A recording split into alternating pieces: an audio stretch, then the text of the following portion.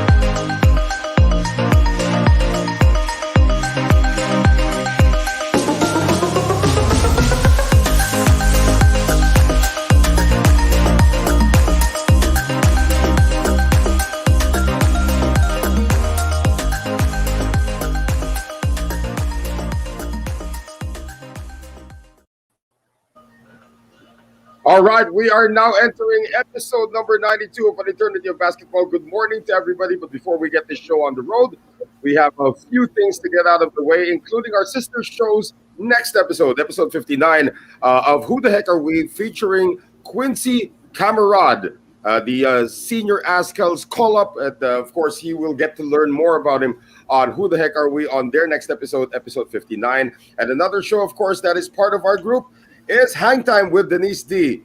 Chu Injiga finally got it. He will be the next guest of Denise Dinsay over at Hang Time. And, of course, that's a volleyball show. The Globally Ballin Network, of course, please follow all our social media accounts. Check out the website and also all the shows on YouTube. We just mentioned two of them. Of course, An Eternity of Basketball is also part of that. An Eternity of Basketball on YouTube. And you can also catch us in audio form on Spotify as well.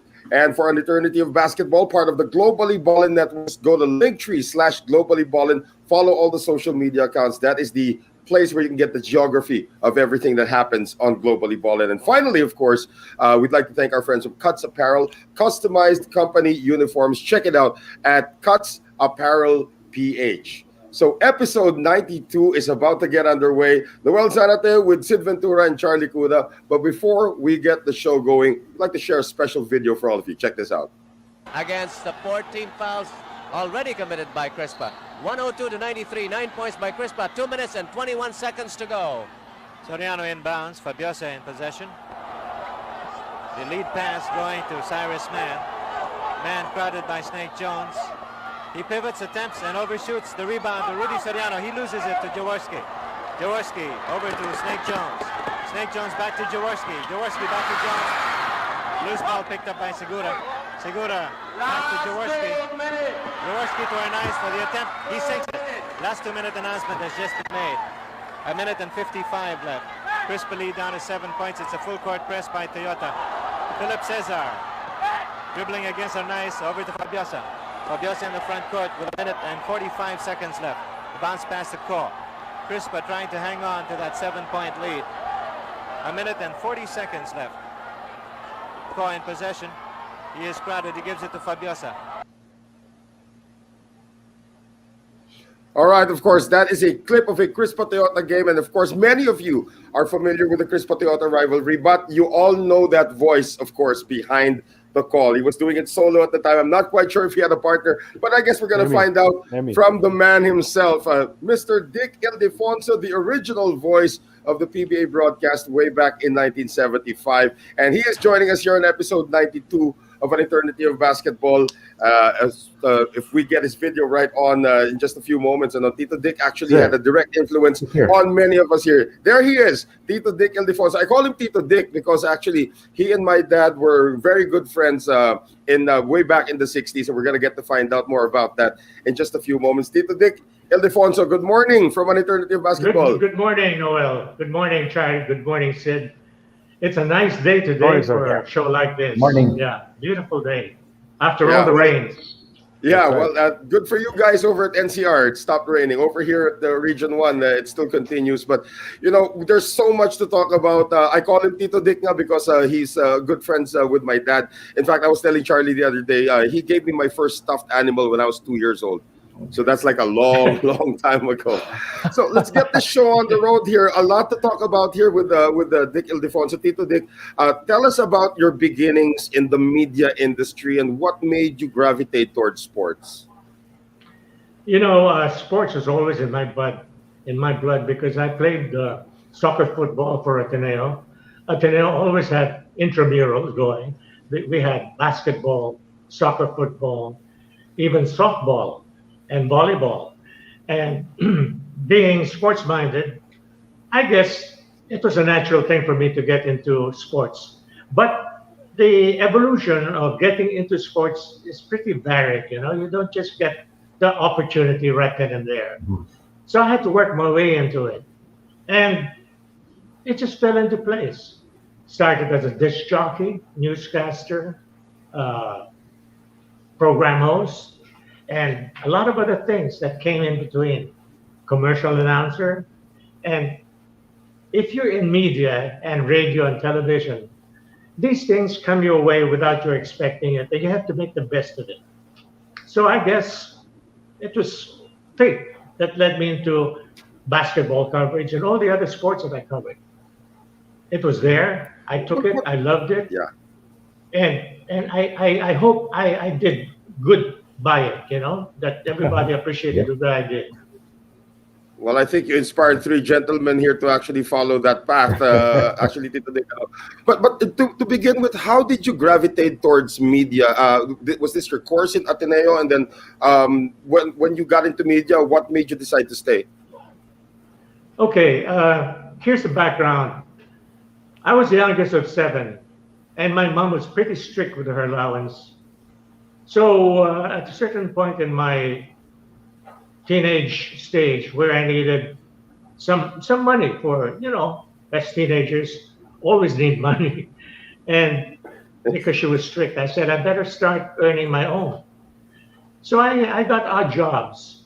I even distributed soap samples for Procter & Gamble. They had these summer jobs. And I enlisted and fortunately was given the chance. And I used to earn something like 79 pesos weekly, and that was to me a fortune at that time. This was in the 1950s, and money then was pretty high, you know. So whenever the week ended, I was rejoicing because I had my own money, and I didn't have to go to my mom. She was so strict about allowances and all that.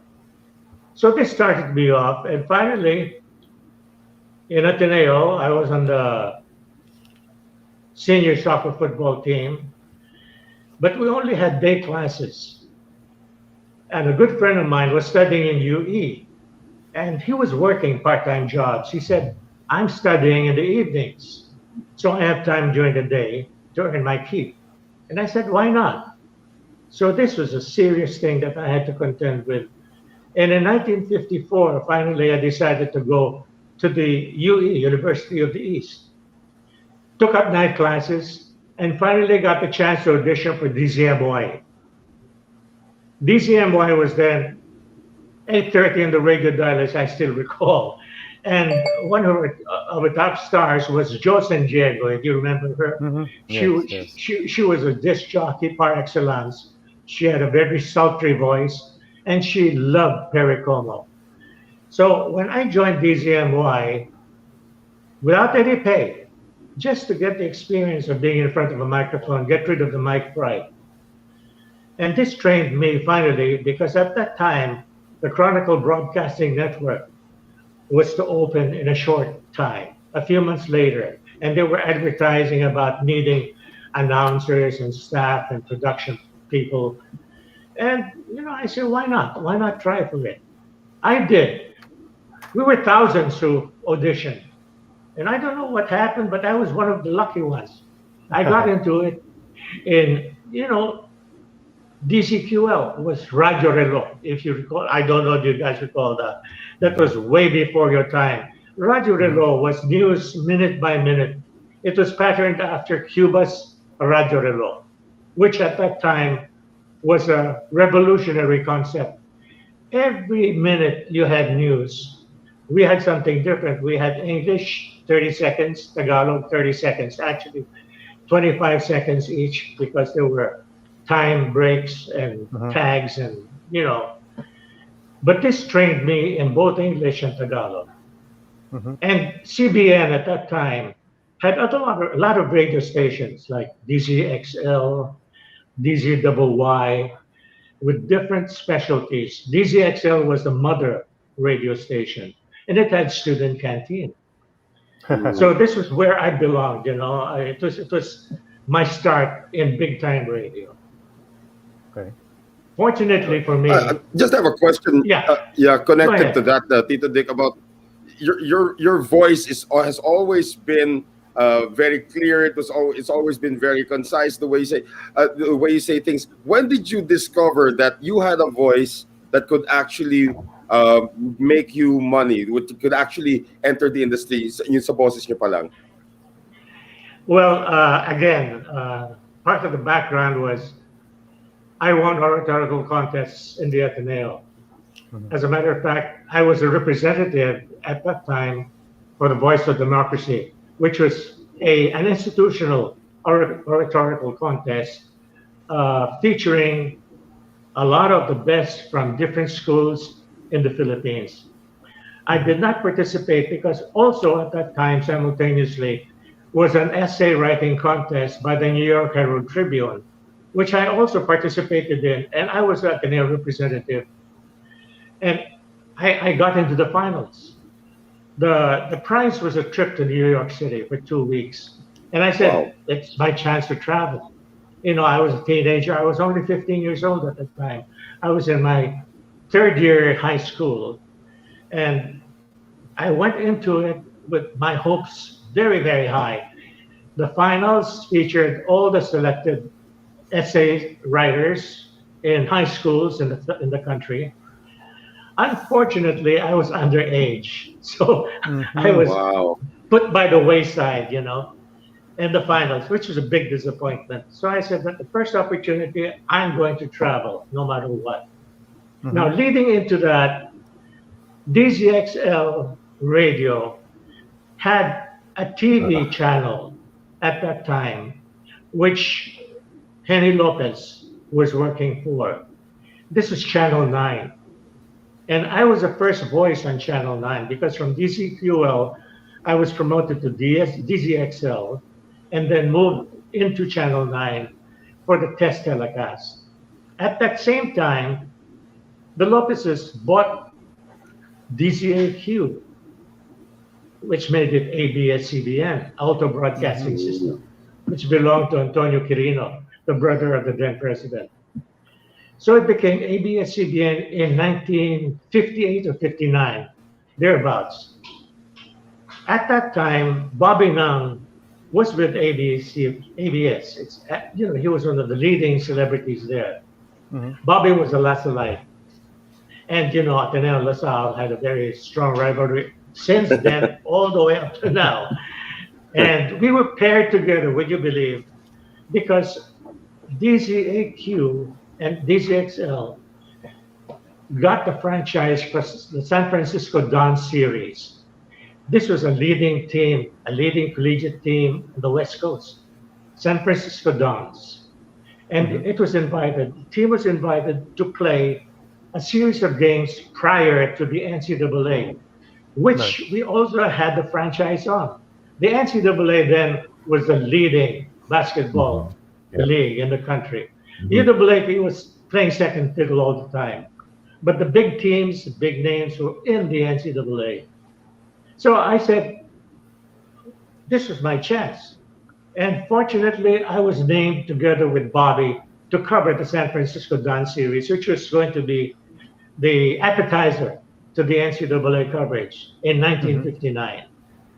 Again, there's a word, serendipity. If it happens, it's going to happen.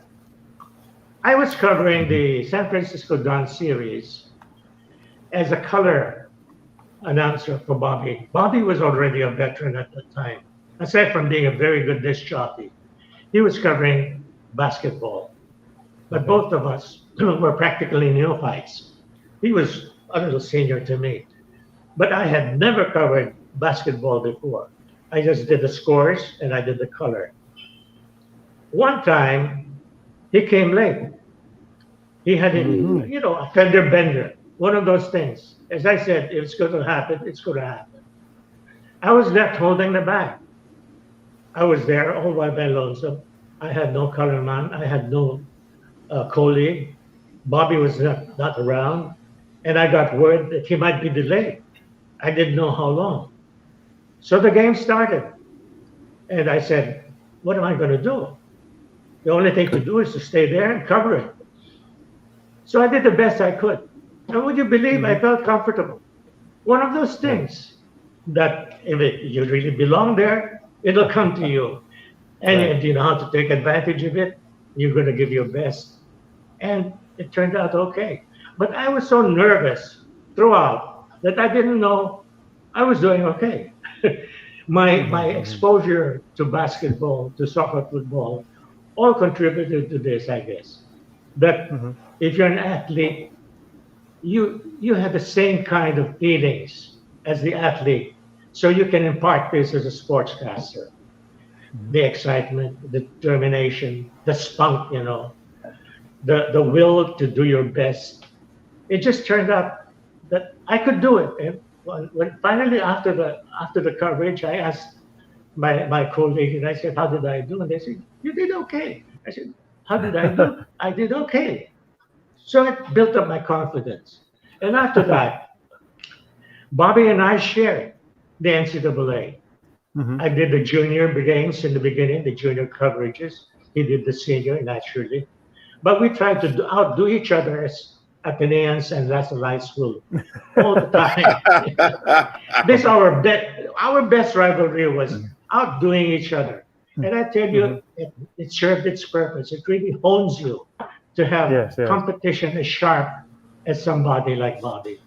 Bobby was actually, it sounds very familiar, the story that you said about being thrust into a position where you have to just do what you can. No? I mean, Noel, alam natin yan, di ba?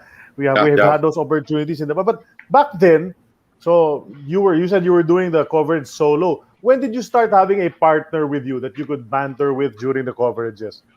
I forgot to tell you that the partner that I selected right then and there was Father James B. Reuter. He was the host of the San Francisco Dons.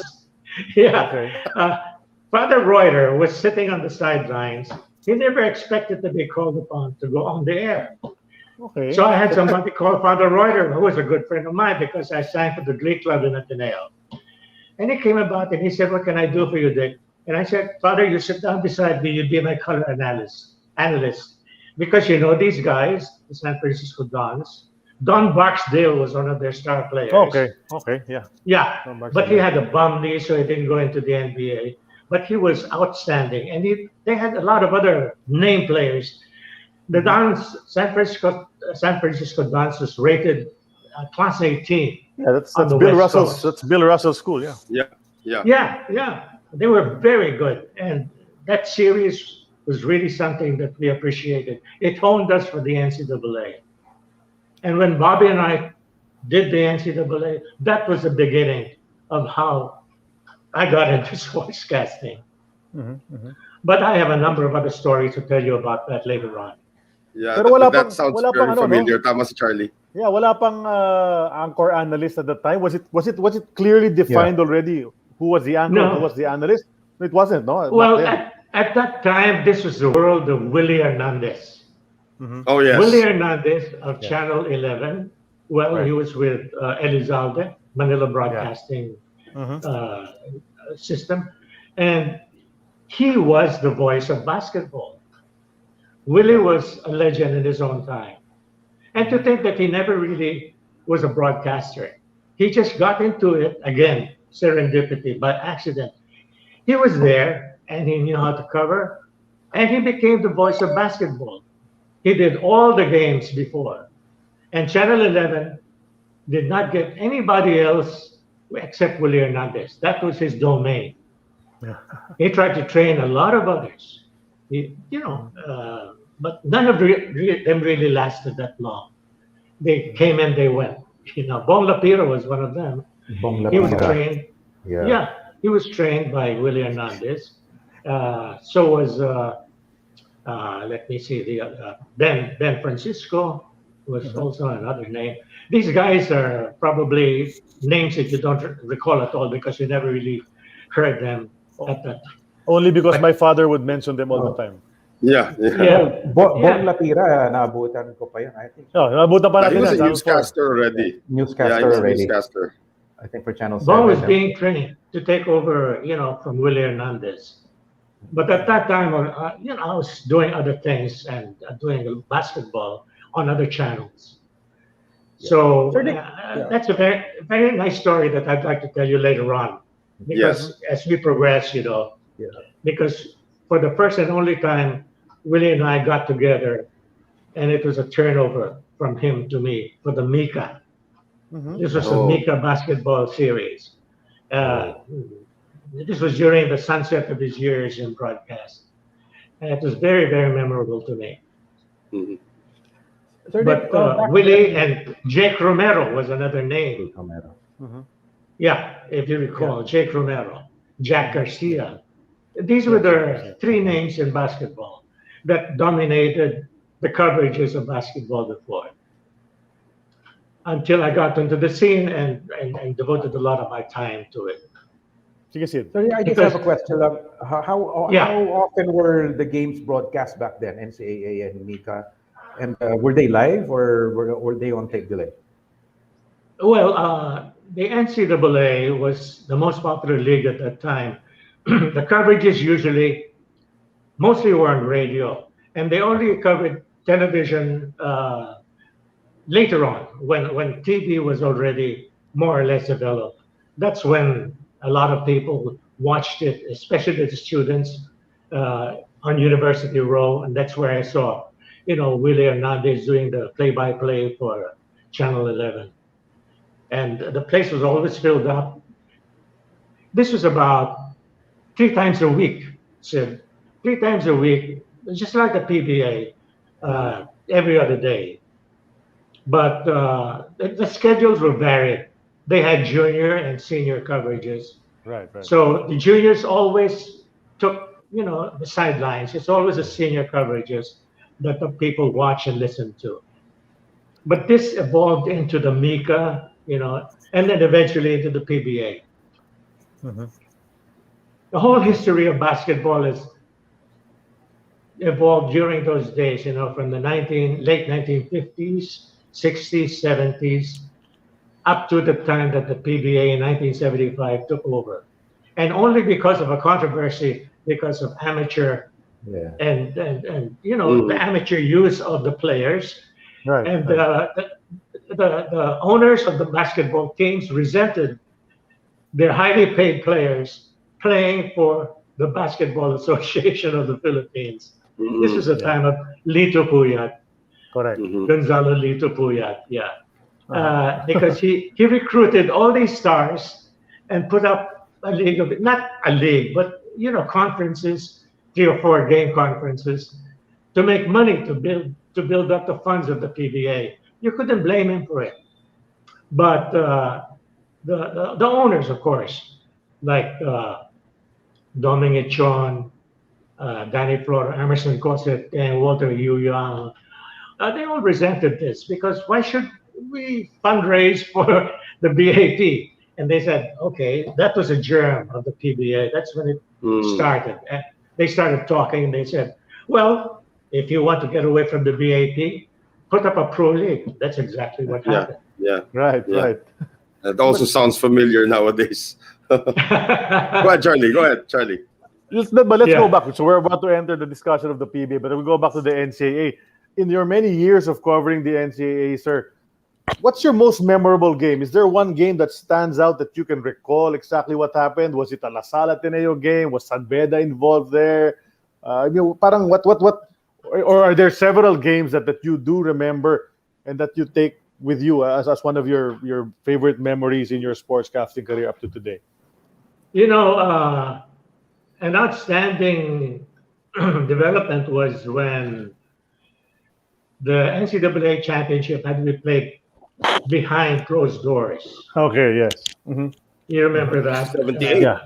78, there were no I think. spectators. Yeah, because there was a lot of, I won't say violence, but a lot of, there were free-for-alls because of the fanaticism of the followers. Yes. And I was able to cover the closed door game in Araneta. Yeah. But it was such a long time ago that my memory fails me at this time. I do know that I do remember that for Ateneo, Joy Cleophas was a member of that team. Oh, it's earlier, yeah. Okay.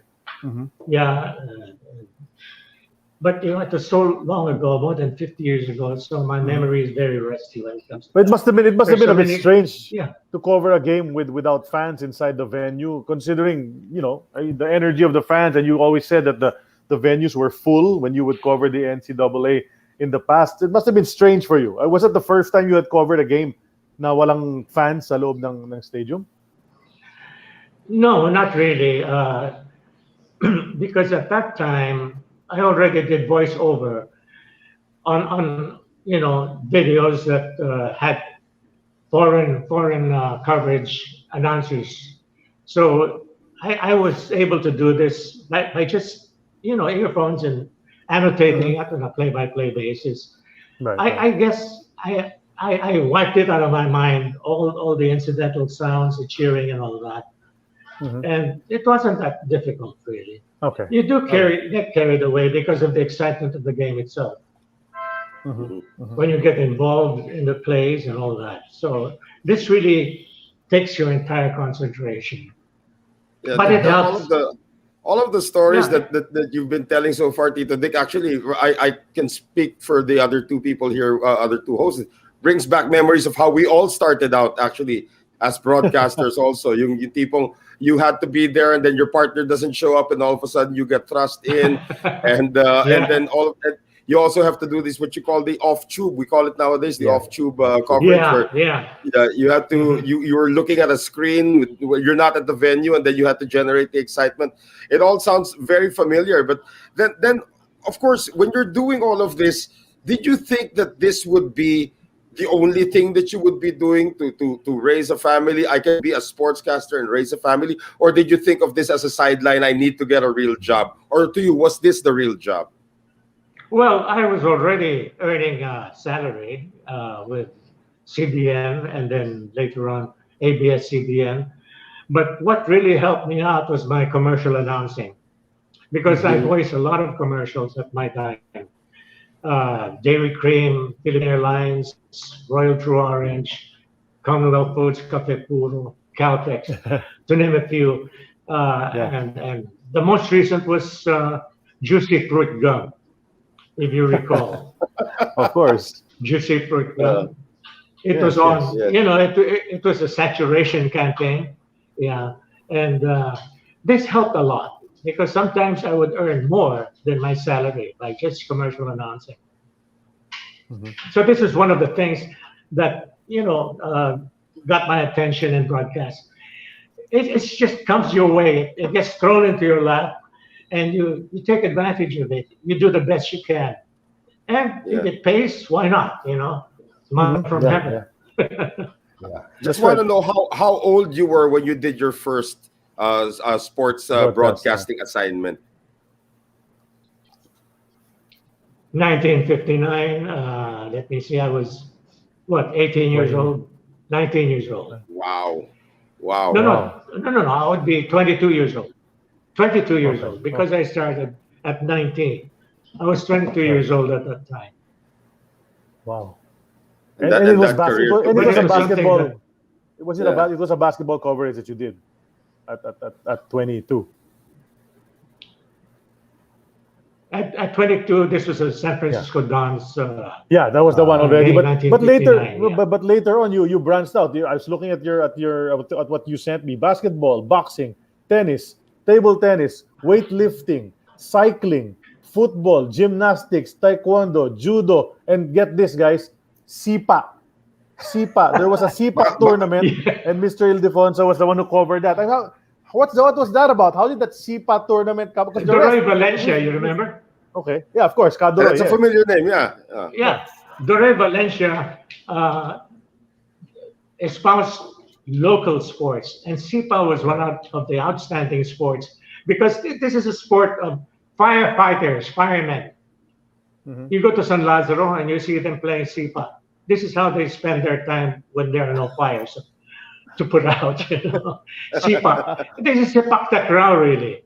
Yeah. It is an indigenous Southeast Asian sport. And the good ones, I tell you, when you watch them with their acrobatic retrievals, they hit it every which way. They even somersault and hit it back over the net. This is similar to volleyball, except that you have a rattan ball. Which, by the way, when I was covering it, I got myself some rattan balls, and I tried doing my own SIPA, and it's tough. I tell you, it's a hard, tough sport. So it's something that we should develop, really. Yeah, I agree with that, definitely. I thought when Charlie said SIPA, it was yung may taya and yung the usual playground. Pero yung binabaliktad yung tsinelas, ganun ba yun? Yeah. Akala ko yung ganun SIPA, pero sepak takraw, yes. No. Pero nakalagay kasi sa listahan SIPA talaga, nakalagay SIPA. So I guess that's what they referred it to as, no? As SIPA, but then sepak takraw nga. It has been clarified already. By the way, but it never took off. Yeah. It never really took off. That's a pity of it. It's a sport in sayang. Yeah, it's a regular sport in Southeast Asian Games, but Southeast Asian Games. It is, and it's fun to watch. It's fun to watch. It's fun. It hasn't been very exciting. It's very challenging. The really good ones, they can keep that ball alive for a long, long time. Yeah. A lot of that naglalaro ngayon mga players natin, mga sundalo. Yeah. Mga sundalo. They play it. I think they play it in the camps when there's idle time in the camps. That's what they play. That's what I gathered from the last. Even the ball has evolved. It still looks like it's rattan, but it's made out of some polycarbonate fiber na high tech na rin pati yung bola. Mukha lang siyang rattan. But even the ball has evolved. The rattan ball is painful to kick. Huh? If you're not protected, you have to be protected. Have the right kind of shoes. Because it could form lumps on your ankle or whatever it comes in contact with. It's heavy. It's pretty heavy. Yeah. But if you're a good SIPA player, you can direct that ball every which way. You can jump up and smash it down, just like the volleyball players do. You can set yourself up, somersault, and kick it back. But it's fun to watch. I just like to mention at this juncture, Noel, Sid, Sir Dick, there's some fellows watching and they're sending their regards to you, sir. One of them, his name is Chuck Barrero. The other one is named Etok Lobo. Etok Lobo. Ben Obrique, and Alan Kaidik. Oh, Alan, hot shot. These guys are watching right now. They're remembering when you used to commentate on their games back then in the 80s and 70s. Yeah. A lot of them, I don't remember because there've been so many of them. Yes. But the outstanding ones, Allen was really way out there. Up to now, I think he still has a sniper eye of his. Oh yeah. The shooting is still there. He can hit that target. I think he has a record of, yes, I don't know how many. 17 in one game. Yeah. Mm-hmm. Yeah. You know, at that time there were not. It was only during his time that they had 3-point shots, but before they didn't have any 3-point shots. If not, guys like Jun Papa, Shindong Pa, Taniguchi of Japan, these guys would have hit that 3-point shot at will, I tell you. These guys were outstanding. Those are the names that I recall. Yeah. Yeah, we're going to talk about the PBA coverages also in just a bit now. But you stayed in the NCAA for a long time. And also, how did you develop your storytelling style? I mean, your storytelling style is more of how the action goes. But everybody still remembers how you painted the story from first quarter to fourth quarter. Kanya-kanya yan with sportscasters. How did you develop your style of storytelling as a sportscaster? Well, I guess just talk naturally. Try to recount what you remember best and what you think is most interesting to the televiewer. I have a policy whenever I sit down and cover. And I tell myself, what would the guy sitting down in front of the TV set want to know about what I'm covering? So I try to develop that kind of expertise on the team, the players, the coach, and their style of play. So it just flows, something that it's there within you. And if you have the right kind of direction, you let the televiewer enjoy what they're watching, because they all can only see what the camera shows them. And if they don't see whatever you're talking about, you can add on and embellish the entire scene with the other information and color that you know. So for me, it was something that I always kept in mind. What do they see and what they don't see? And what I can add on to what they don't see. And to me, I guess that's part of the style of coverage. At the same time, I don't just do play-by-play. Naturally, I look back and see what is being done by both teams. Are they defensive? Are they offensive? Are they using fast breaks? Or are they changing their tactics? Which is the most effective way of trying to describe the entire team and action that's happening on the hardcourt. You also have other sidelights, like, is the referee influencing play? And something I don't know that Leo Prieto and we and the coverage team had some arguments about, because officiating at that time during the PBA days was being criticized. And sometimes Leo up to now, it's still being criticized, sir. Yeah, referees will always be criticized, and some of them have had very unfortunate incidents happen to them. Like there was a referee in Bangkok, Filipino referee. I recall his name, Loris Garcia. He was an international referee, and he was the referee of a very crucial game between Thailand and South Korea. South Korea and Thailand were, just like the Philippines and Korea, arch enemies. But Shin Dong-pa was the outstanding player for South Korea. Thailand was putting up a terrific fight. But this referee of ours, Filipino referee, was very nationalistic. He knew that if he took out or put into danger one of the key players of South Korea, then Thailand would have a chance. So I think one of the South Korean fanatics realized that Loris Garcia was calling fouls on Lee In-pyo, who was an assist man of Shin Dong-pa, and putting him into foul trouble. And that's when the riot started, because he went on court and went after Loris Garcia. This guy was big. I think he was a weightlifter or something.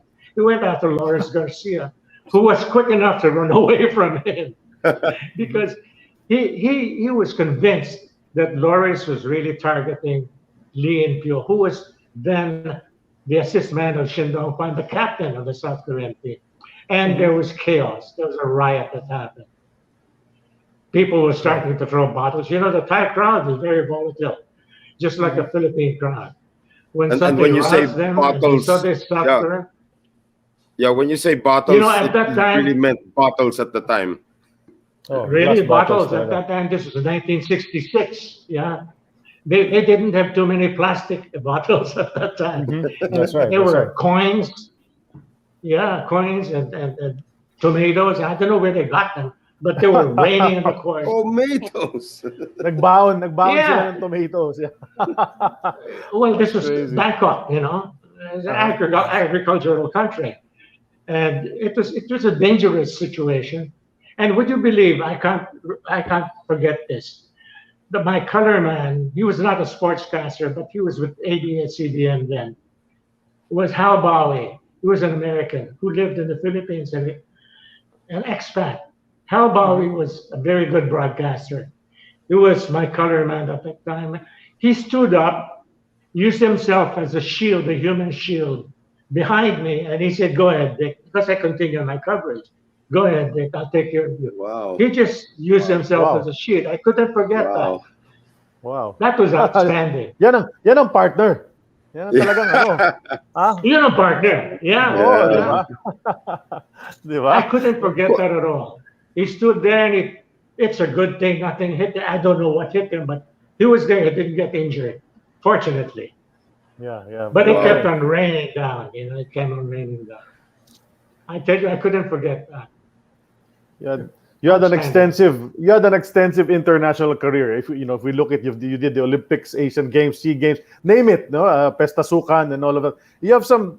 I'm sure there are some standout stories there that you'd like to share, with us. Anything new, something that probably wouldn't happen anymore today, considering the technology now and all of that. You mentioned Pestasukan, Charlie. Yes. And I mentioned this to you. This was one of my favorite experiences because Ernesto Mayoralgo, he was an outstanding basketball player, and he was the key man in the Basketball Association of the Philippines, the right-hand man of Lito Puyat.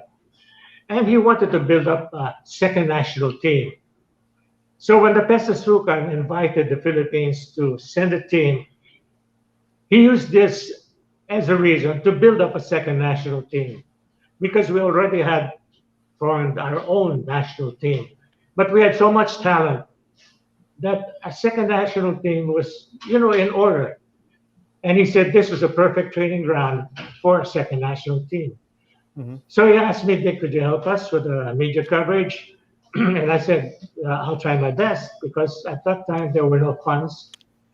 And, sponsors were very hard to get, especially for something that did not have a name for itself. A Pestasukan, what's that, But in Malay, in Bahasa, it means sports festival. And it was a yearly event for Singapore. So I said, "Ness, I'll try and get a station," I said, "to help get the coverage on the air." So the big problem was we were on the American system up to now, and there's a PAL system, which do not relate. The PAL system has more scanning lines, it's clearer, and the American system is lesser scanning lines, and you needed a conversion machine for it. So television was out. I had to zero in on broadcast. And what can you do in broadcast? I was all by my lonesome. So I said, I had DI Enterprises, which is my firm, Dick Ildefonso Enterprises. And I said, I'll take it as a company project. So I started gathering my own supporters who could at least put up a little seed money to help me in setting up the entire thing. I had very little time. But Singapore, fortunately, was under Lee Kuan Yew at that time, a no-nonsense government. And they welcomed the publicity if the Philippines, which they knew was basketball crazy, would send a team, especially a second national team. So I told Ness, okay, I'll try and cover it on radio because on TV, we're not compatible. And he said, anything to give us media exposure. And I said, okay, radio. At that time, Bong Lapira had leased a radio station. And I told Bong, can you help me out? Give me the airtime. And I gave him the schedule. And he said, why not? If you can give us a broadcast line, we'll patch you in and you can do it live. What is a broadcast line? It's a telephone line. So I simplified. And I told myself, I hope the Singapore sports officials can help me out. So I went out there on a gamble. And I only had 3 or 4 days to set things up. This was at the Gay World Stadium. And I called up the sports officials and I said, I need a single telephone line, preferably a broadcast line with no party line. And they said, we cannot assure you of that. Party line. We'll give you a line. Yeah, we'll give you a line, but party line is probably going to be part of it. I said, okay, beggars can't be choosers. So I took it. That's the best I could do. And all I need, I said, is a simple telephone handset together with a jack and a jack outlet at the venue itself on the sidelines where I had the best view of what's taking place on the court. Pestasukan had invited teams from Malaysia, Indonesia, Thailand, Japan, Taiwan, and it was a very competitive league. So when I finally got my telephone line, would you believe? I called up the sports official handling the Pestasukan arrangements, and he called the Singapore telephone board, and things were smoothed out. In 2 days' time, I had my telephone jack installed where I wanted it. I had no color man. Next way around, I had to fit in. And he did it willingly, most willingly. But I did it with a telephone apparatus, a hand phone, glued to my ear. And a couple of times the party line came on. And fortunately, hello. I said, would you please give me the line? I said, I'm doing a coverage, international coverage. And they understood. They never bothered me after that. Galing. The Pestasukan was covered. The people in Singapore, I tell you, are out of this world. And this is a story I told Charlie before this telecast.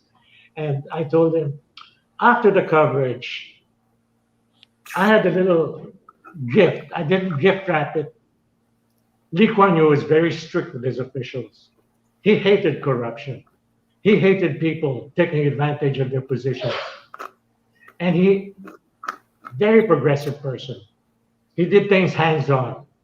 At that time, a couple of weeks before, there was a high official who was convicted and subjected to a prison term with caning.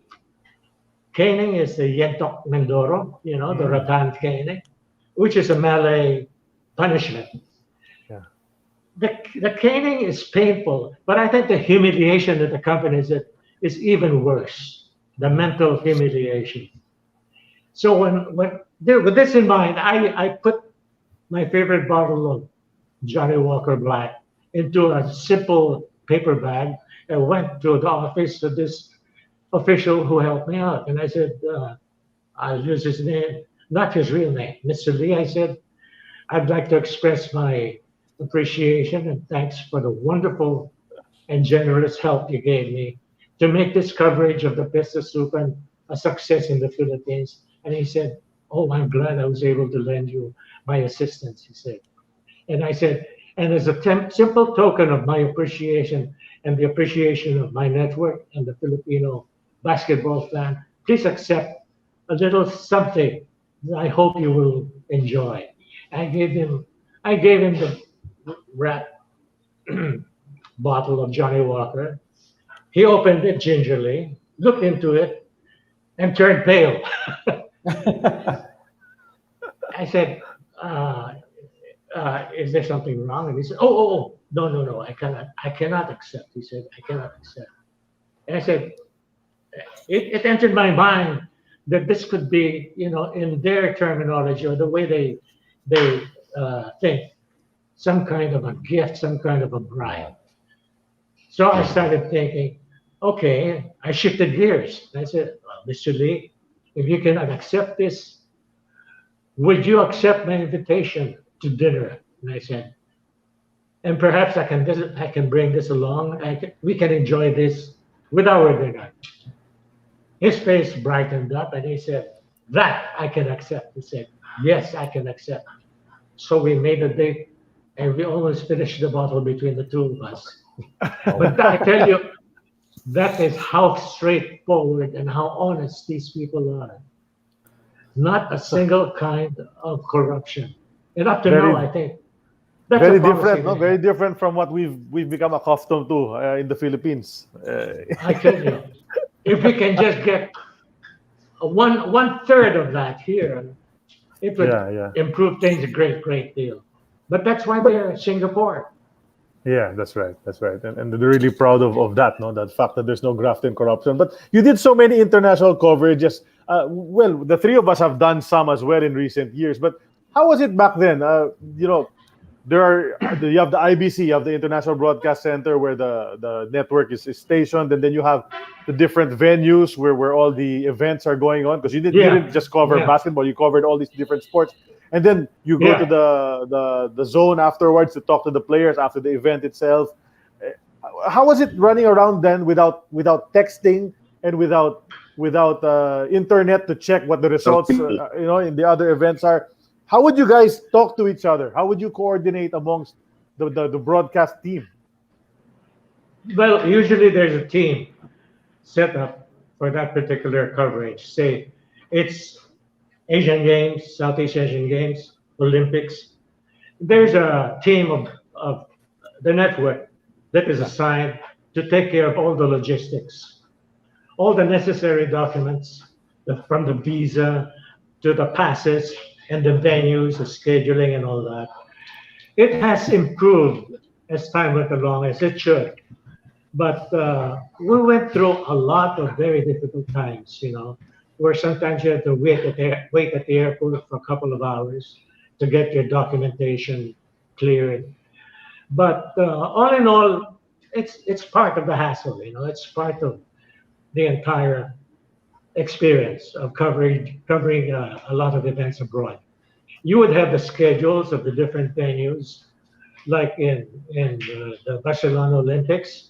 I covered boxing, where Ruel Velasco got the bronze medal, and boxing was done in Montjuïc, which was in the outskirts of Barcelona, about a 2-hour bus ride, where you had to go by yourself. And I was just using a cell phone, a bulky cell phone at the time, which needed a lot of scouting around to get the best possible signal. And I told you, Charlie, during our previous talk, the phenomenal thing about getting the right location, this was an arena with different tiers going up. And at the top of this tier were the flags of the different participating countries of the Olympics. So I was going through my paces. I went very early and I started trying to get the best signal possible, because I had to get the communications before the actual coverage down pat. I needed a 5x5 signal on my cell phone. I couldn't get a clear signal at all. I started walking around different levels until I got to the top tier where the Olympic flags of the participating countries were mounted. And finally, I hit upon a 5x5 signal. And I started orienting myself, and I said, I better make sure that I know where this is. So would you believe I was right below the Philippine flag, which is posted up with all the other flags of the countries, The Philippine flag, and I was right below it. I moved to the left, I moved to the right, and the signal is warped, and there would be a lot of static. I had to go in one spot under the Philippine flag. Now, if that isn't phenomenal, I don't know what is. And I did my coverage. Tadhana ang tawag.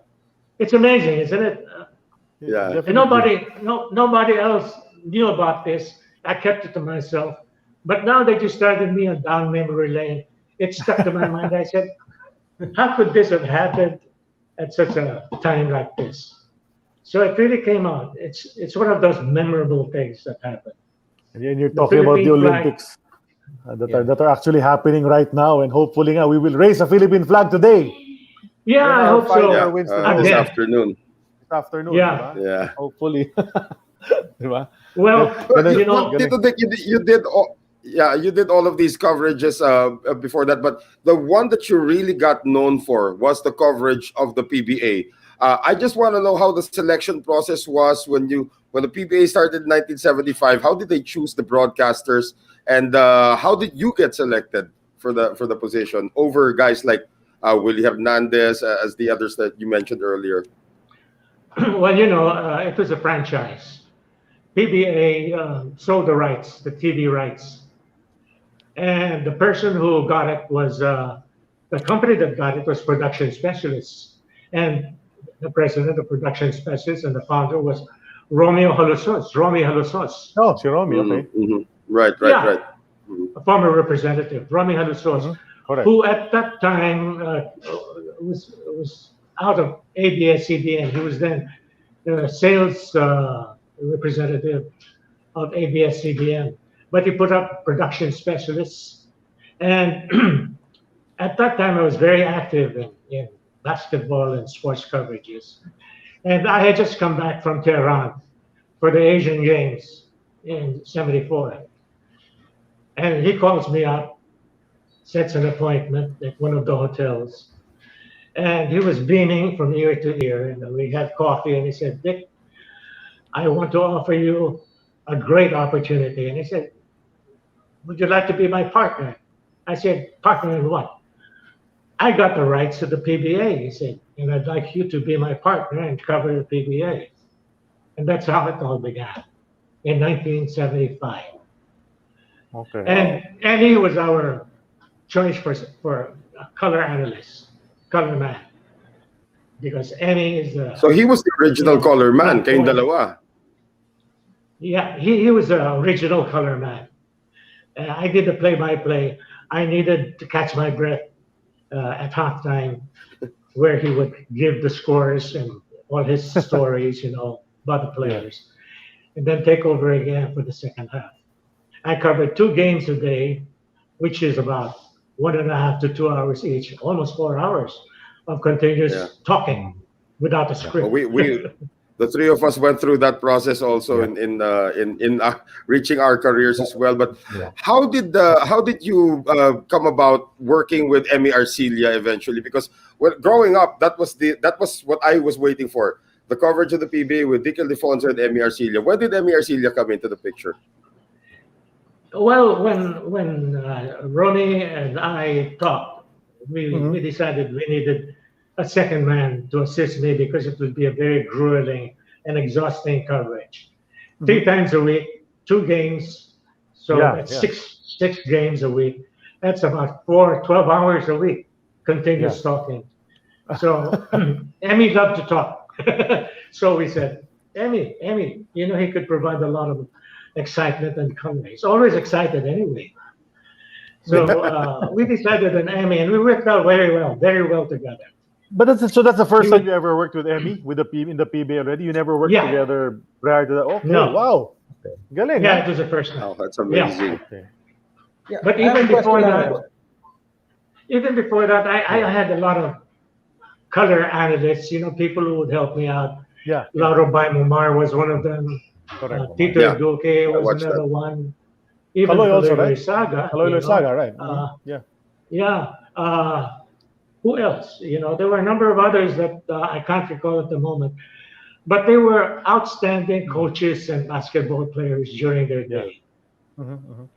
And there was one instance, by the way, talk about the PBA, and you can't avoid talking about Sonny Jaworski, right? Yes.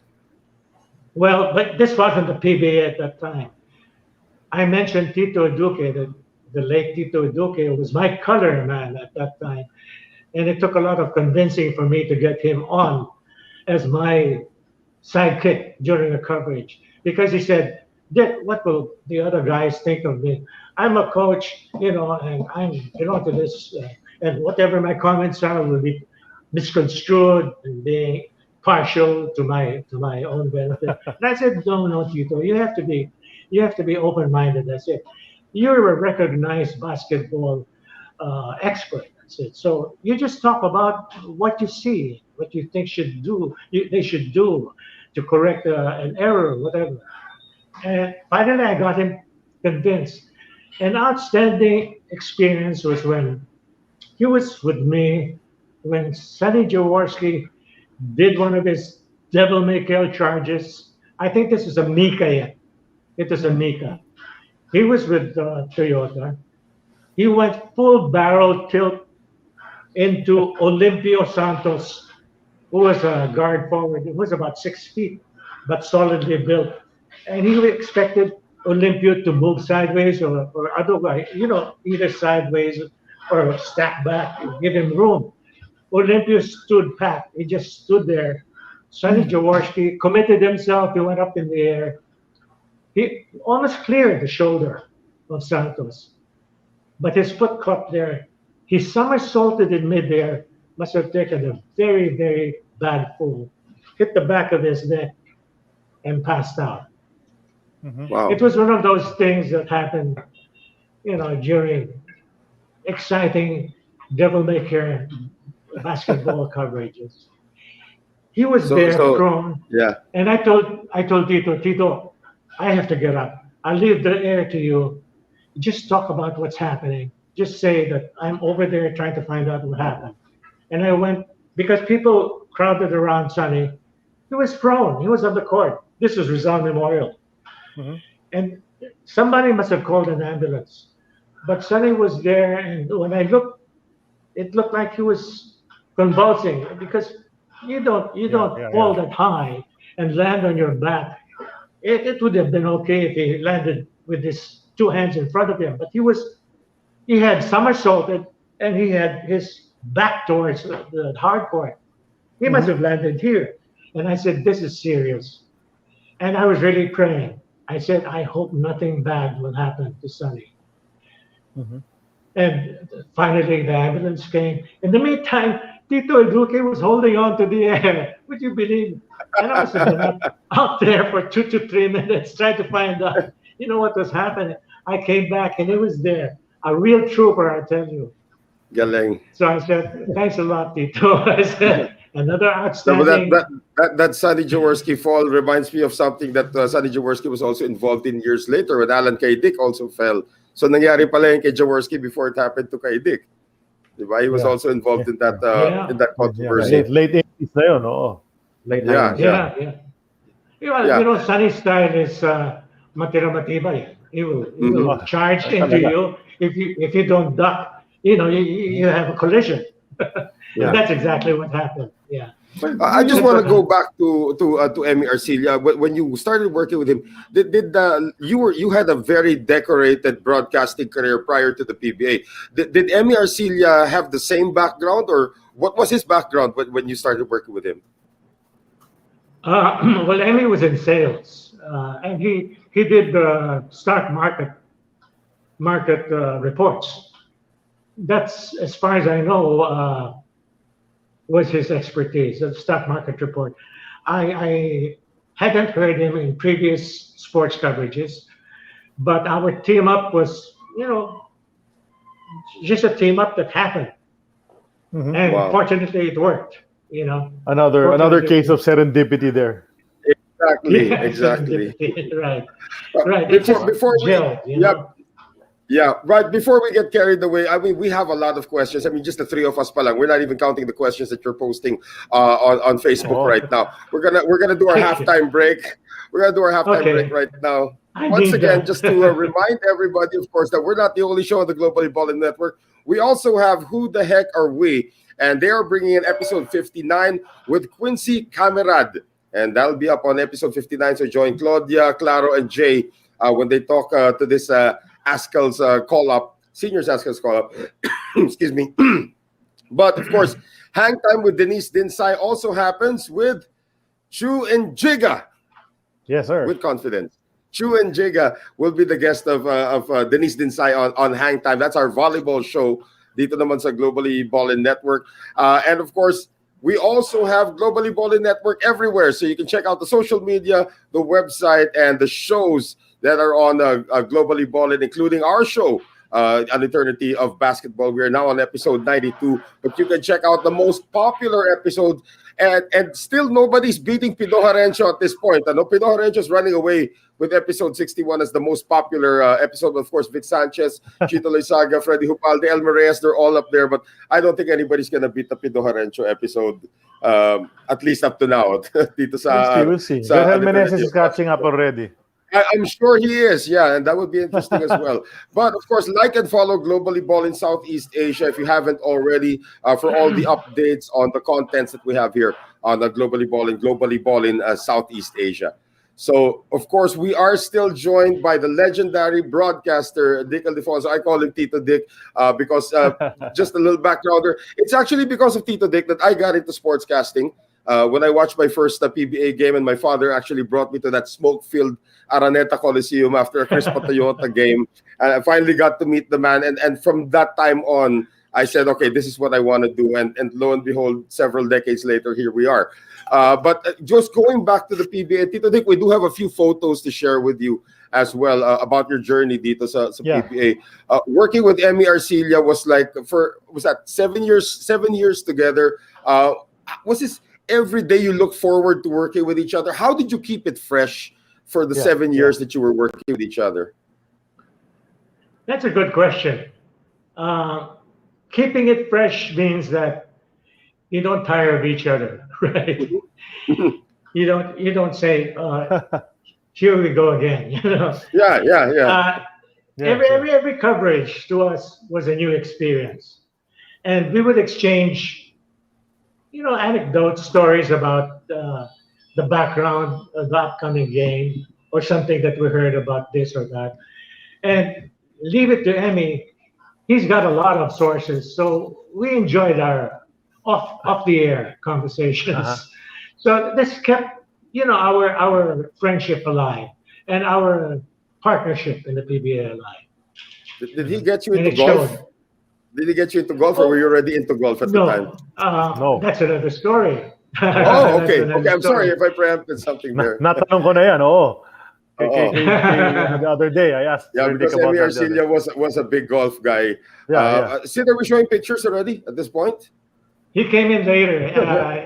Golf. Yeah. As I told Charlie before, I got pulled into golf while I was still playing tennis because I went into duck pin bowling. From soccer football, I went into duck pin bowling, and then I went into tennis. I was a serious doubles tennis player. And then, of all things, early one morning, somebody calls me up and says, come on, sama ka dito sa amin. I said, who's this? And he says, it's Danny Floro. I said, Danny, what? Saan kayo? Nandito kami sa golf course. Golf course? I said, maglalaro kami. I said, hindi ako marunong eh. Hindi ba niya? Turuan ka namin. So he pulled me. He was the one who pulled me into golf. Actually, it wasn't that simple. You have to go through stages. You have to go to the driving range.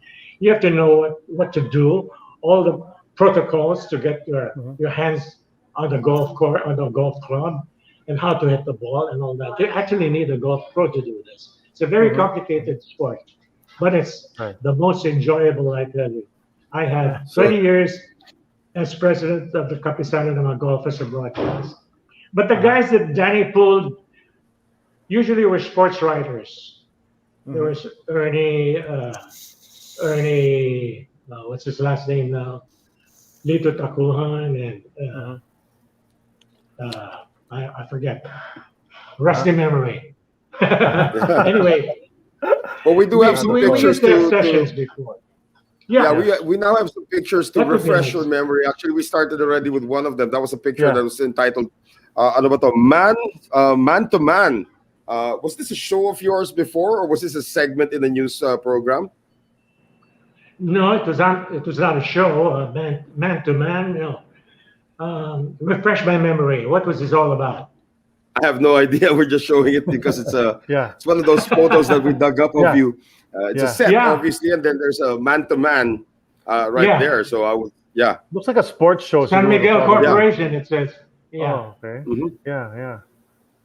Yeah. So this was the early part, of course. Like all of us now, you still have to get into a suit to do your job every now and then. But this wasn't required for you in the PBA. This was probably very early in your broadcasting career, based on how everything looks. Yeah. I wonder what that was about. Why does it not trigger a memory? I can't really associate. I'll tell you why. Because there's too many. I was telling Sir Dick the other day, guys. Just looking at his accomplishments and his whole resume as far as the sports broadcasting thing is concerned. Grabe talaga. Sabi ko, maubusan talaga tayo ng oras sa araw to. We have to chop it up. Maybe do a part 2 later on somewhere down the road. But for today, mahirapan talaga tayo. Let's just go to the next photo. But you mentioned already earlier, Sir Dick, you mentioned Jaworski. Okay, here's your column. And now here's Dick, so you used to write as well. Something we also dabble in, especially Sid. Sid is the editor right now of ESPN5.com. But you mentioned Jaworski, and then you mentioned Toyota-Crispa. There was a mention of Toyota-Crispa Noel.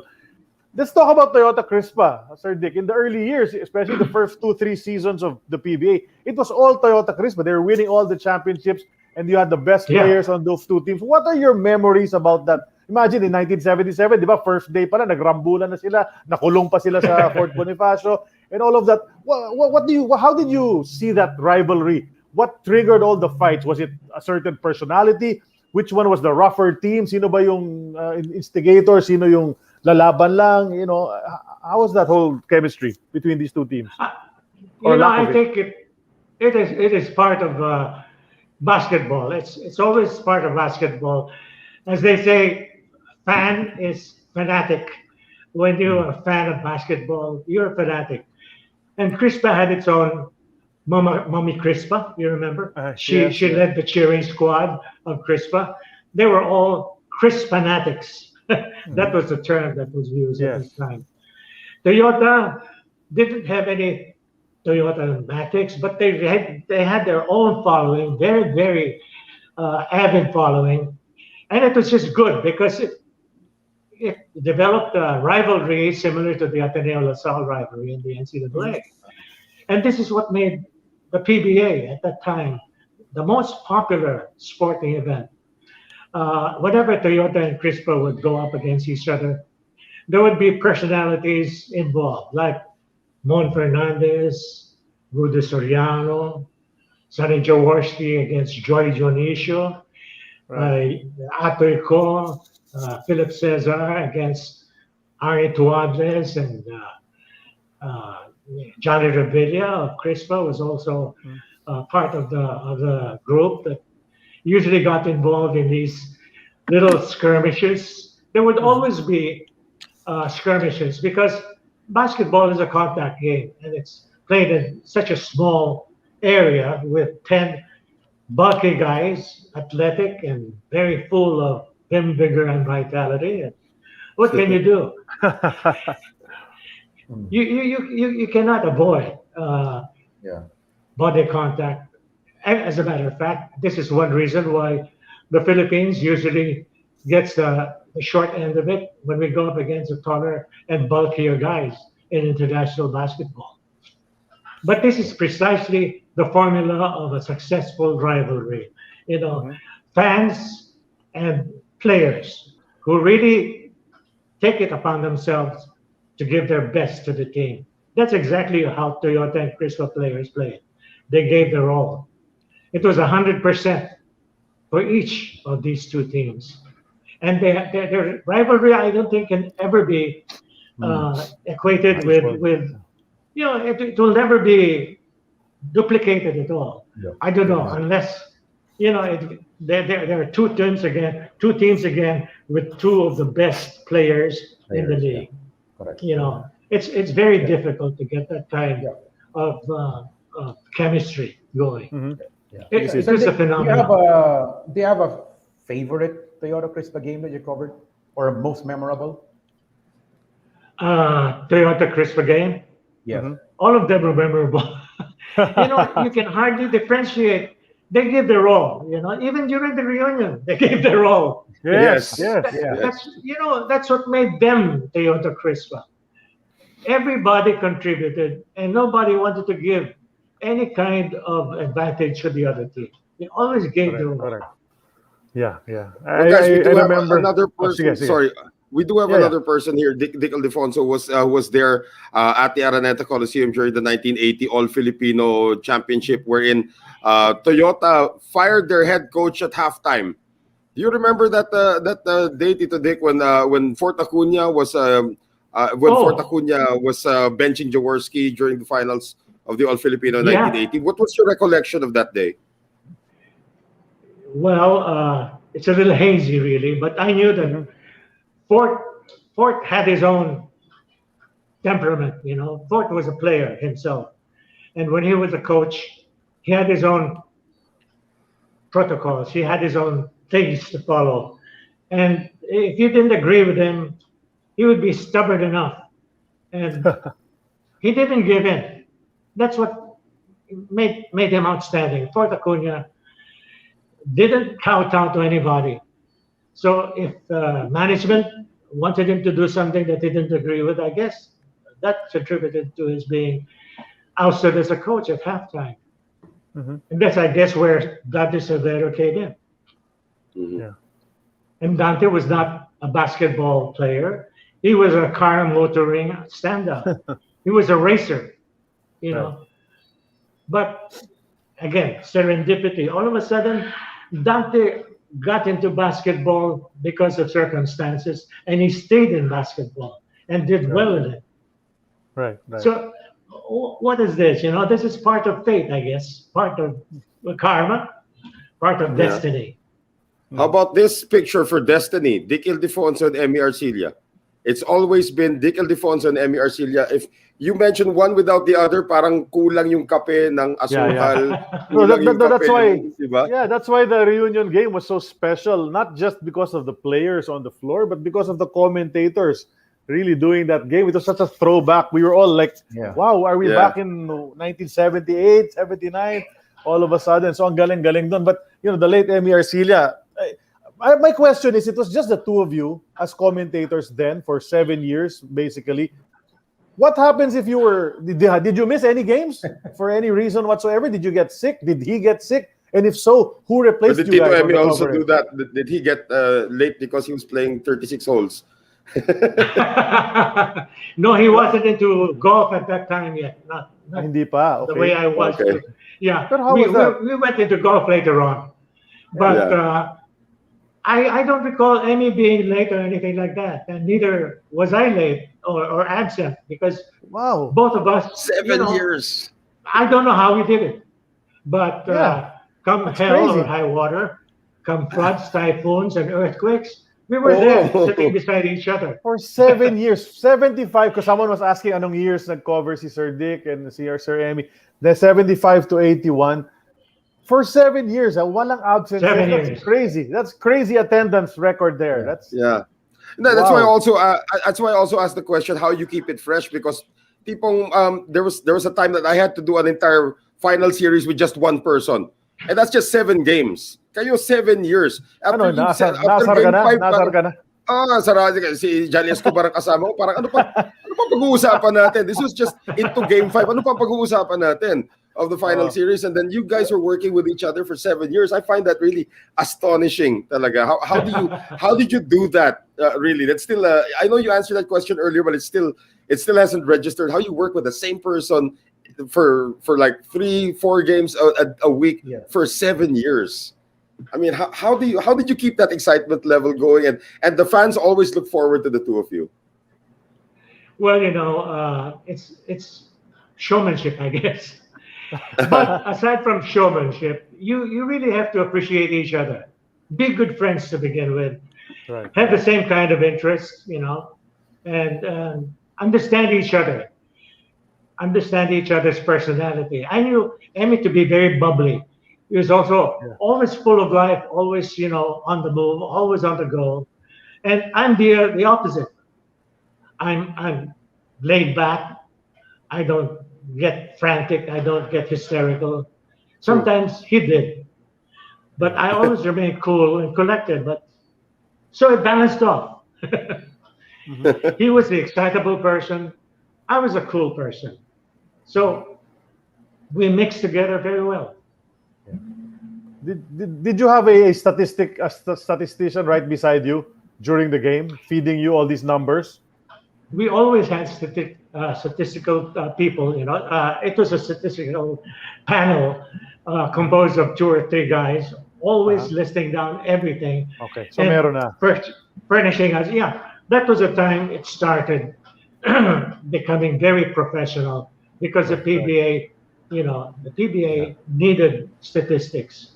So we always had figures like and things like who was the highest pointer, who did the most blocks, who had the most fouls, and a lot of outstanding stats. And this must have been very challenging working in a place where smoking was allowed during the time. I mean, hindi lang everybody was. I remember talaga my memory in Araneta. I don't know if you guys can relate to this. Pagpasok mo, amoy sigarilyo, yung Araneta Coliseum, and it was really by the third quarter, the whole place was hazy already. I mean, what was it like working in those conditions?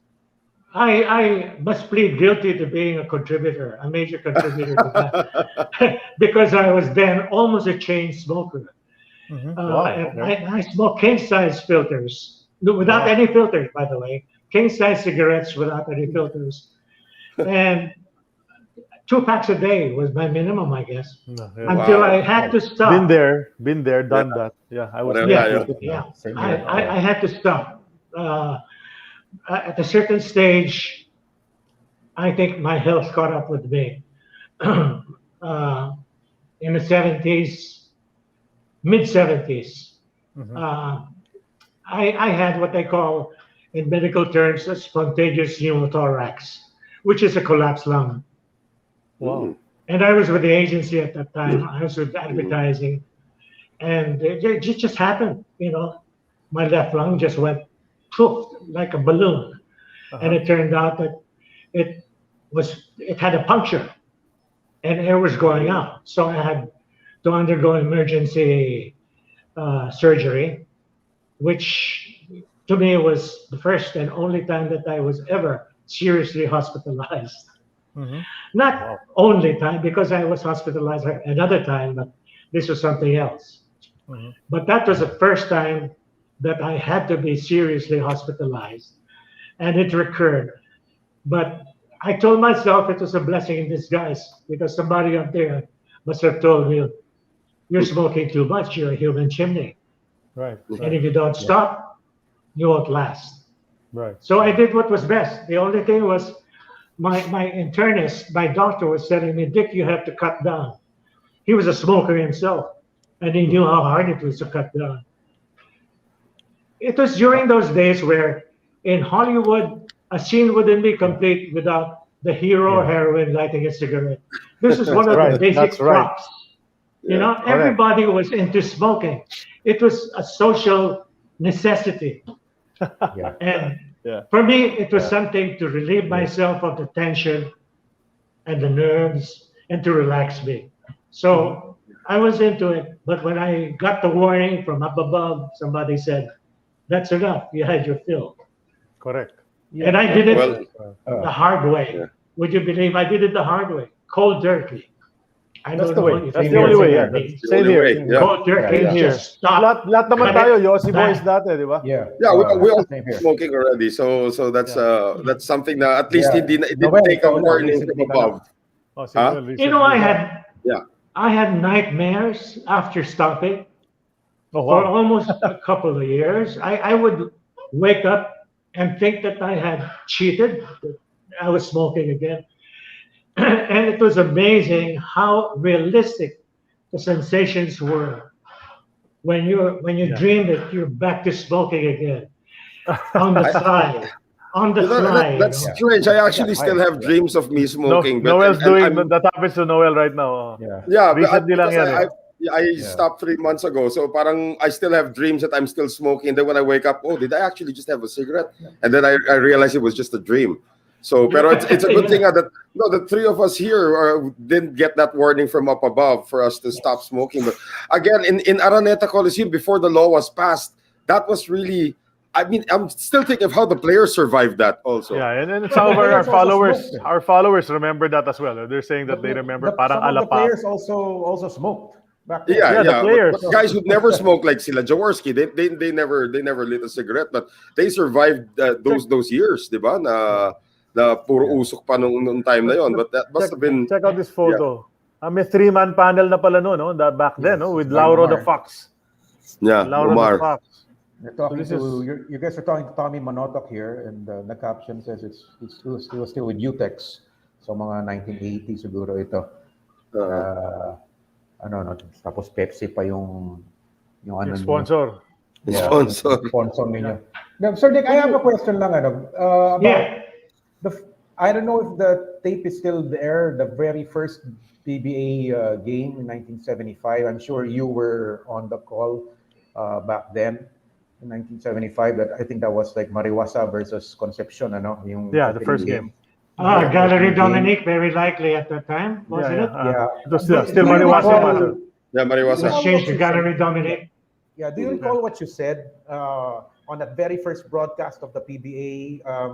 In your mind, was something historic happening? How did you open that very first PBA broadcast, if you recall? I don't really recall.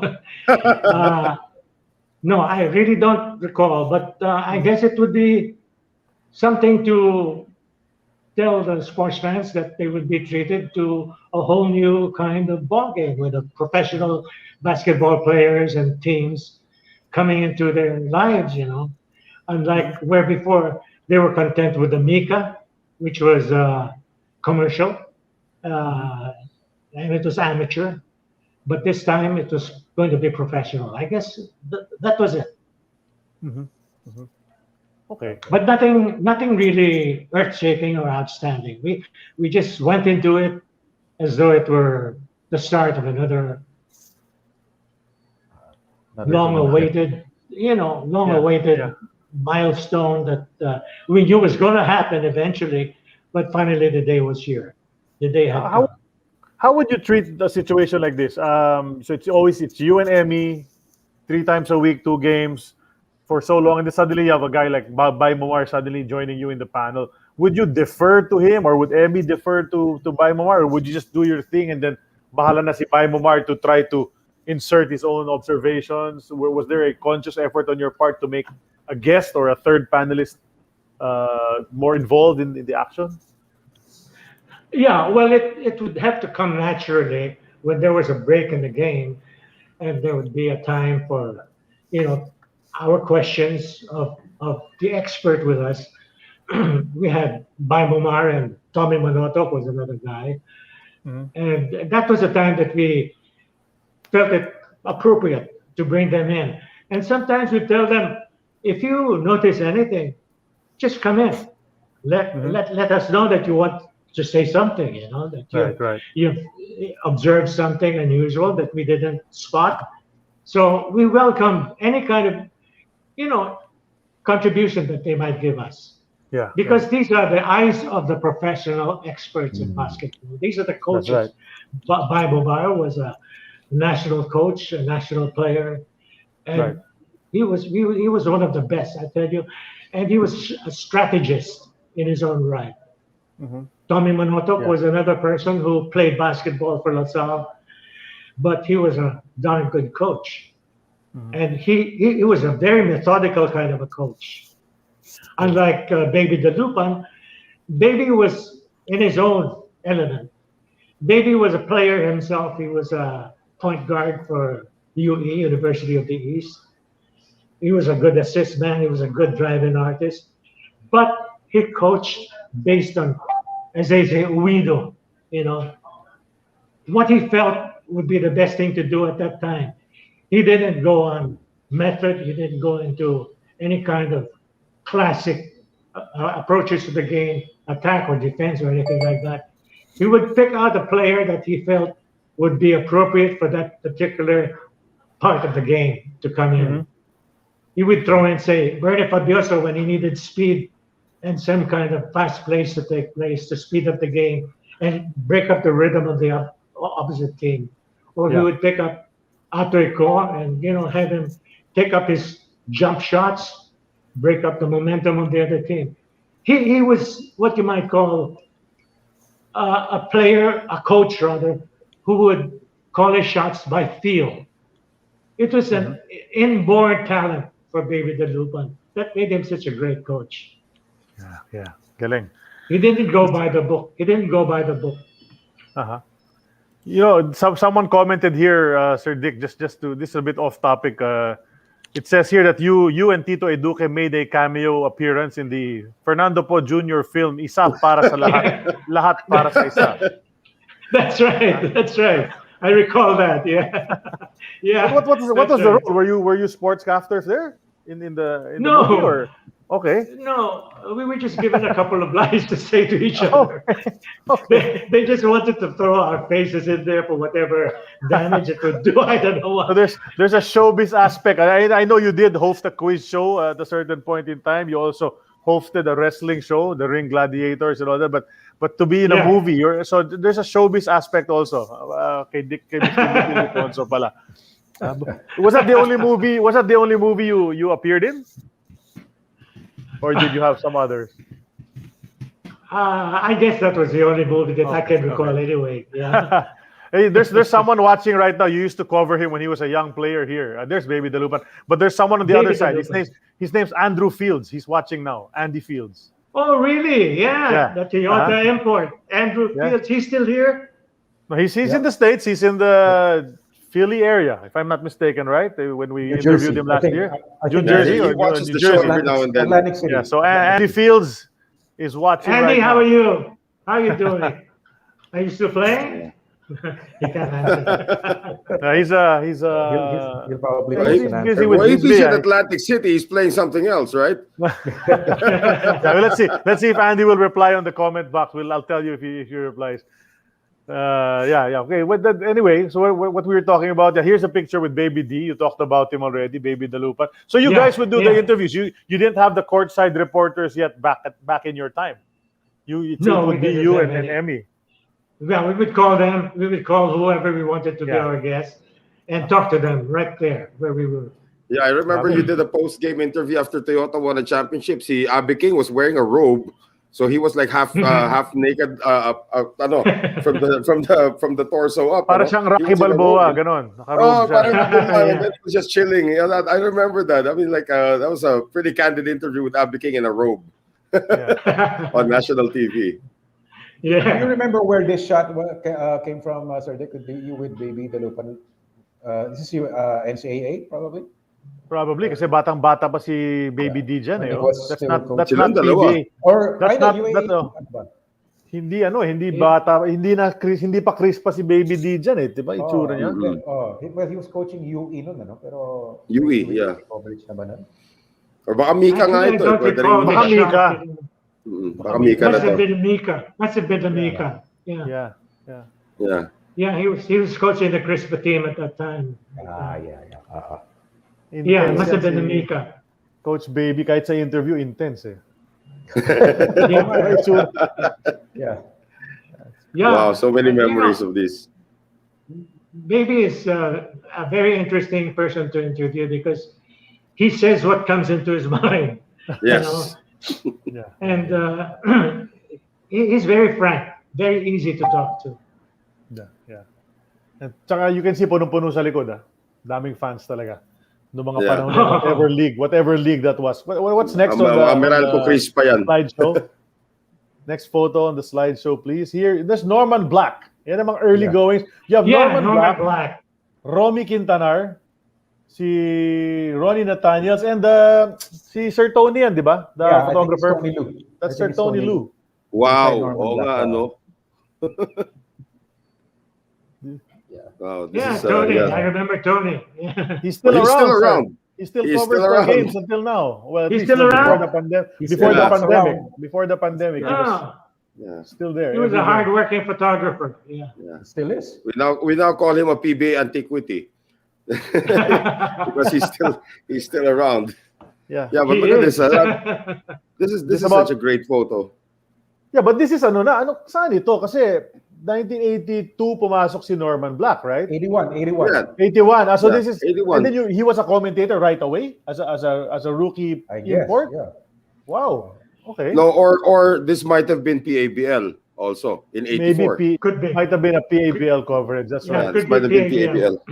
Yeah. Mhm. Yes, Could have because been you did the PBL. PABL. Someone pointed out earlier, we had Vergel Meneses as a guest a few weeks ago, sir. And the slam dunk contest that he won, where he he made a name for himself before he entered In the '87. And you were the commentator for that slam dunk contest. Yeah. According to the comment, you were solo. You did that. You did that by yourself. So imagine, Yeah. umabot ka pa kay Vergel Meneses, who became an MVP eventually. He was a leaper, Vergel Meneses. He was really fun to watch. He could really tower over that basket. And he had style too. What does he do now? He's a He's mayor. the He's the mayor. mayor. He's the mayor in Bulacan, Bulacan. Is he? Oh, he went Yes. into politics, huh? Yeah, he's Yeah. his Just like first Philip term, says, so he's running for Yeah. re-election. Running for re-election. Just like Philip Cesare and Yo-Yo Martinez. Yes, They went into politics. Atoy ko as well. Atoy some Ko, other- yeah, Atoy Well, was a- Sonny was a Jaworski and councilor. Freddie Webb became senators. That's right. That's right. That's right. So ang maraming nagpolitiko na maraming konsehal ngayon na former PBA players. Ay, oo. JB Yango, Paul Artadi, all Kaya over ang the tanong country. dyan, may naging politika ba na broadcaster ng PBA? Parang wala, no? Oo nga, no? That's a good question. Diba? Parang wala pa yata. Parang wala At least pa yata, amongst us, wala pa naman. Yeah. Diba? Okay, what's the next Well, photo? I was appointed kagawad, counselor of my barangay. Oh, really? Okay. Oh, okay. It was by appointment at that time. This was in the 70s. And then there was an election after martial law was lifted. And I retained my being counselor. But after that, they wanted to draft me for counselor of Quezon City. And I couldn't refuse Vicky Coseten. She was the one behind that. She was the one who pulled me in. Okay. But Fortunately, we lost. fortunately, that's great. Oh, Yeah. there's a picture of you with a politician there beside you. Yeah, here's a politician. Yeah, And somebody right. pointed out, Yeng Giao used to be with the PABL. He became a congressman. So Yeng Giao, Yeah. And he has a broadcaster. Yeah. he was a broadcaster. Yeah, he was a panelist as well. Working with Freddie Webb must have been fun. You covered him, I suppose, in the Mika, and then you In the covered him in NCAA. yeah, I in covered- the NCAA, the I covered Mika, the NCAA. into the PBA. Yeah, Freddie Webb was, what did I call him? Quickie, Mr. Quickie or something like that. He was so fast. Fast break Speedy Freddie Webb. was Speedy Fast Webb. break Freddie. Speedy Webb. Speedy Webb, yeah. Yeah. Yeah. He was You really mentioned- quick on his feet. You mentioned martial law because you just did a while ago, a few moments ago. During martial law, were you censored in any way by the government? That is Were a there- nice story. Because I was doing the NCAA Uh-huh. at that time for Channel 4, PDV4, which was under the National Media Production Center, NMPC, under Greg Zendanya. Mhm. And I was wondering why nobody was asking me for my clearance. I was supposed to get all the broadcasters on the air at that time were supposed to get a clearance from Kip Tatad's office, Mhm. press secretary's office. I was doing the NCAA when martial law was declared. I continued doing it. Nobody asked me for my clearance. Obviously, it was automatic. If you're doing it for PTV4 and NPC, you're cleared. Mhm. And I never got any clearance at all during martial law. No, iba naman yung sports nung time na yun eh. Oh. Wala pang politics involved doon. That's right. No, I guess I would disagree with that. I think sports is being encouraged to be covered because a lot of people watch sports and they forgot their problems under martial law by watching sports. Right. Yeah. Okay. Yeah. Dito medyo ano to, siguro early 80s na ito, no? Baka PABL coverage na rin ito. Mga PABL na yan Yeah. Mid 80s already, probably. Yeah, because thinking that's Rizal Memorial. I think that's Rizal Memorial. Yeah, this is not the Araneta. Yeah, judging by the look of the stadium. All right, what's our next photo? Speaking of voiceovers, if Freddie Webb does a lot of voiceovers now for documentaries, basketball features, and all of the for Channel 5. This is no? Si Edo Campo ba? That's Edo Campo, right? Yeah. Edo Campo. Ed. That's Coach Ed. And then UAP 84. Is that Louis Carulf? The fellow in red. Who's the fellow in red? I think that's Louis Carulf. Is that Louis Carulf? Possibly. If that's Louis Carulf, this is Silver Star ito. Baka Silver Star yan. Yeah, so you did UAP. Yeah, Louis Carulf, Silver Star. Yeah, that's Silver Louis Carulf for sure.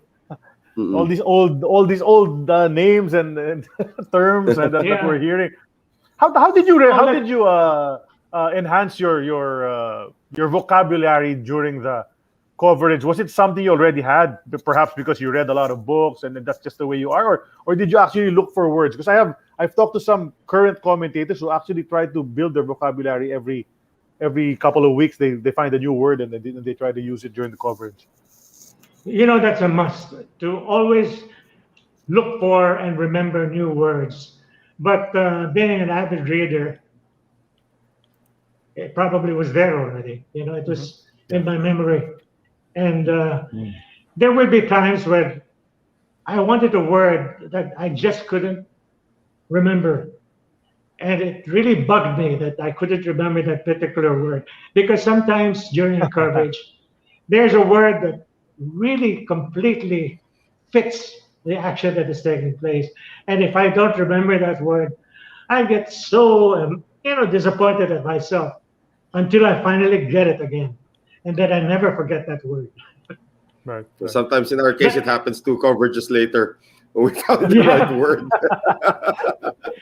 Parang sayang. Edo Campo brings back memories. Edo Campo was a scrub player on the football team when I was on the varsity. And even at that young age, he was indomitable. You could not cuff him away. He would be so determined at following you and getting the ball away from you, which was his style as a guard during his basketball days. And he was assigned to cover Shindong Pa during the Asian Games in Bangkok. And here's a little story. Kaloy Saga at that time gave him a pointer. He said, "You know how to stop Shin?"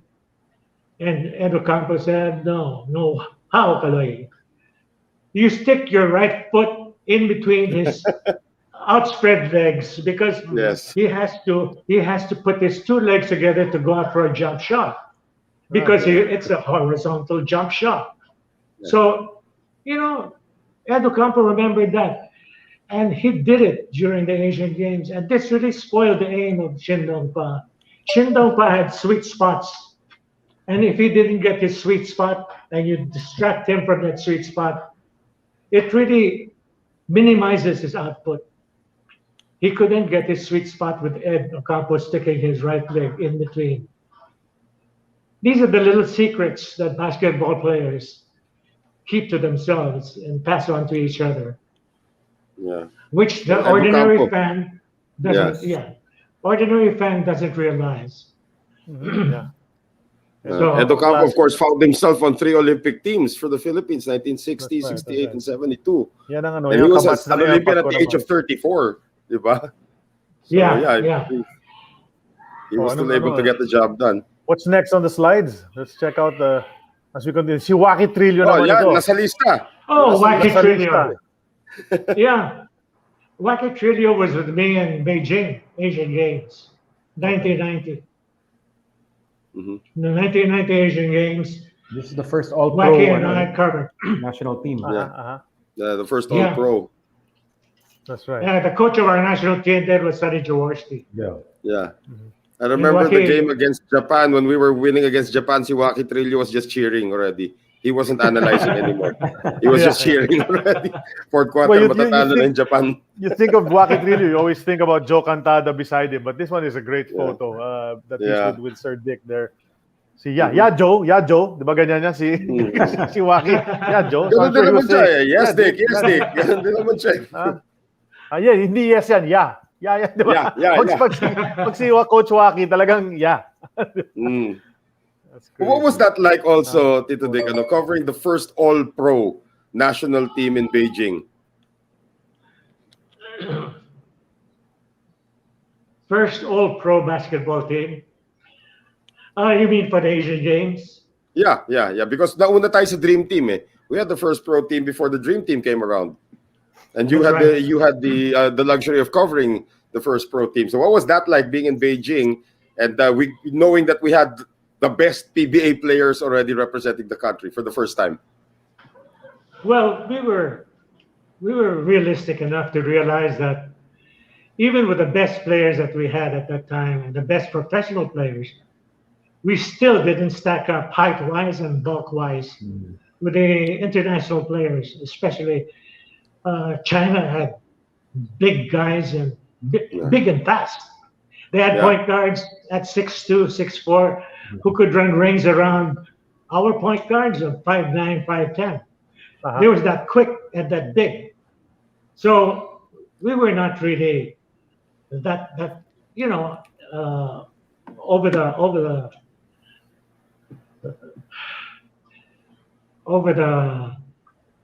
over enthusiastic about the entire thing.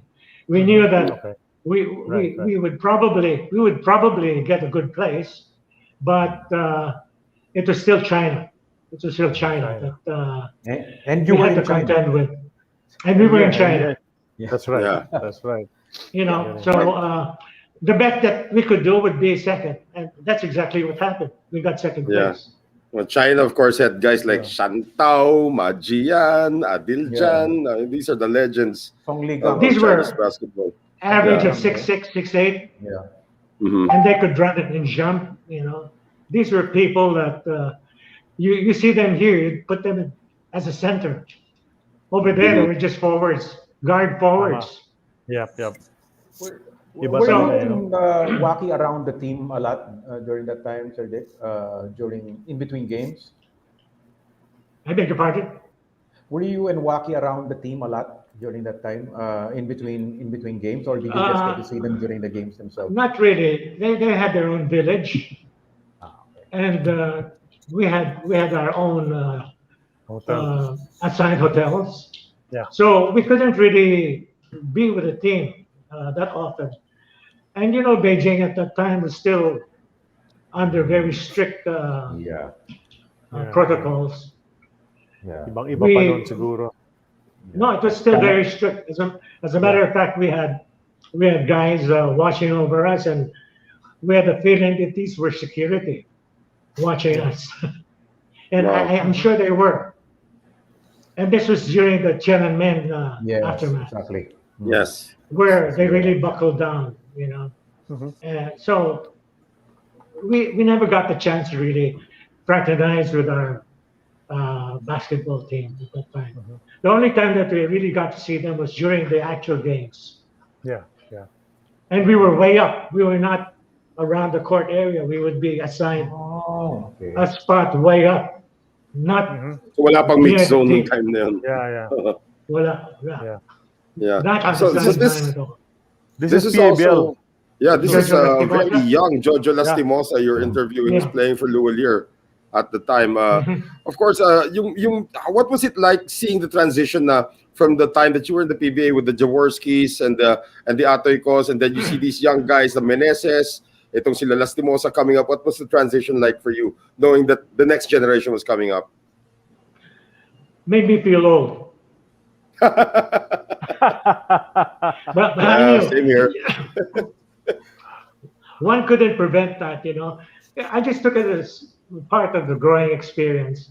Jojo Lastimosa during his day was outstanding. He could really jump, and he was a great personality on the court.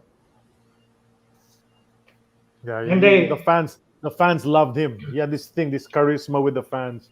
Yeah, he had charisma. Mhm. Just like the other players, Alan K. Dick and Alvin. yeah. Kaya Patrimonio. Yun yung mga favorites nun, Jericho Diniera. That was their era already. But I'd like to ask Sir Dick. So in 1982, when Vintage Enterprises came in, were you asked to stay on, or what happened? Were you invited by the Vintage I've group always wanted to know that. to continue? Well, let's put it this way.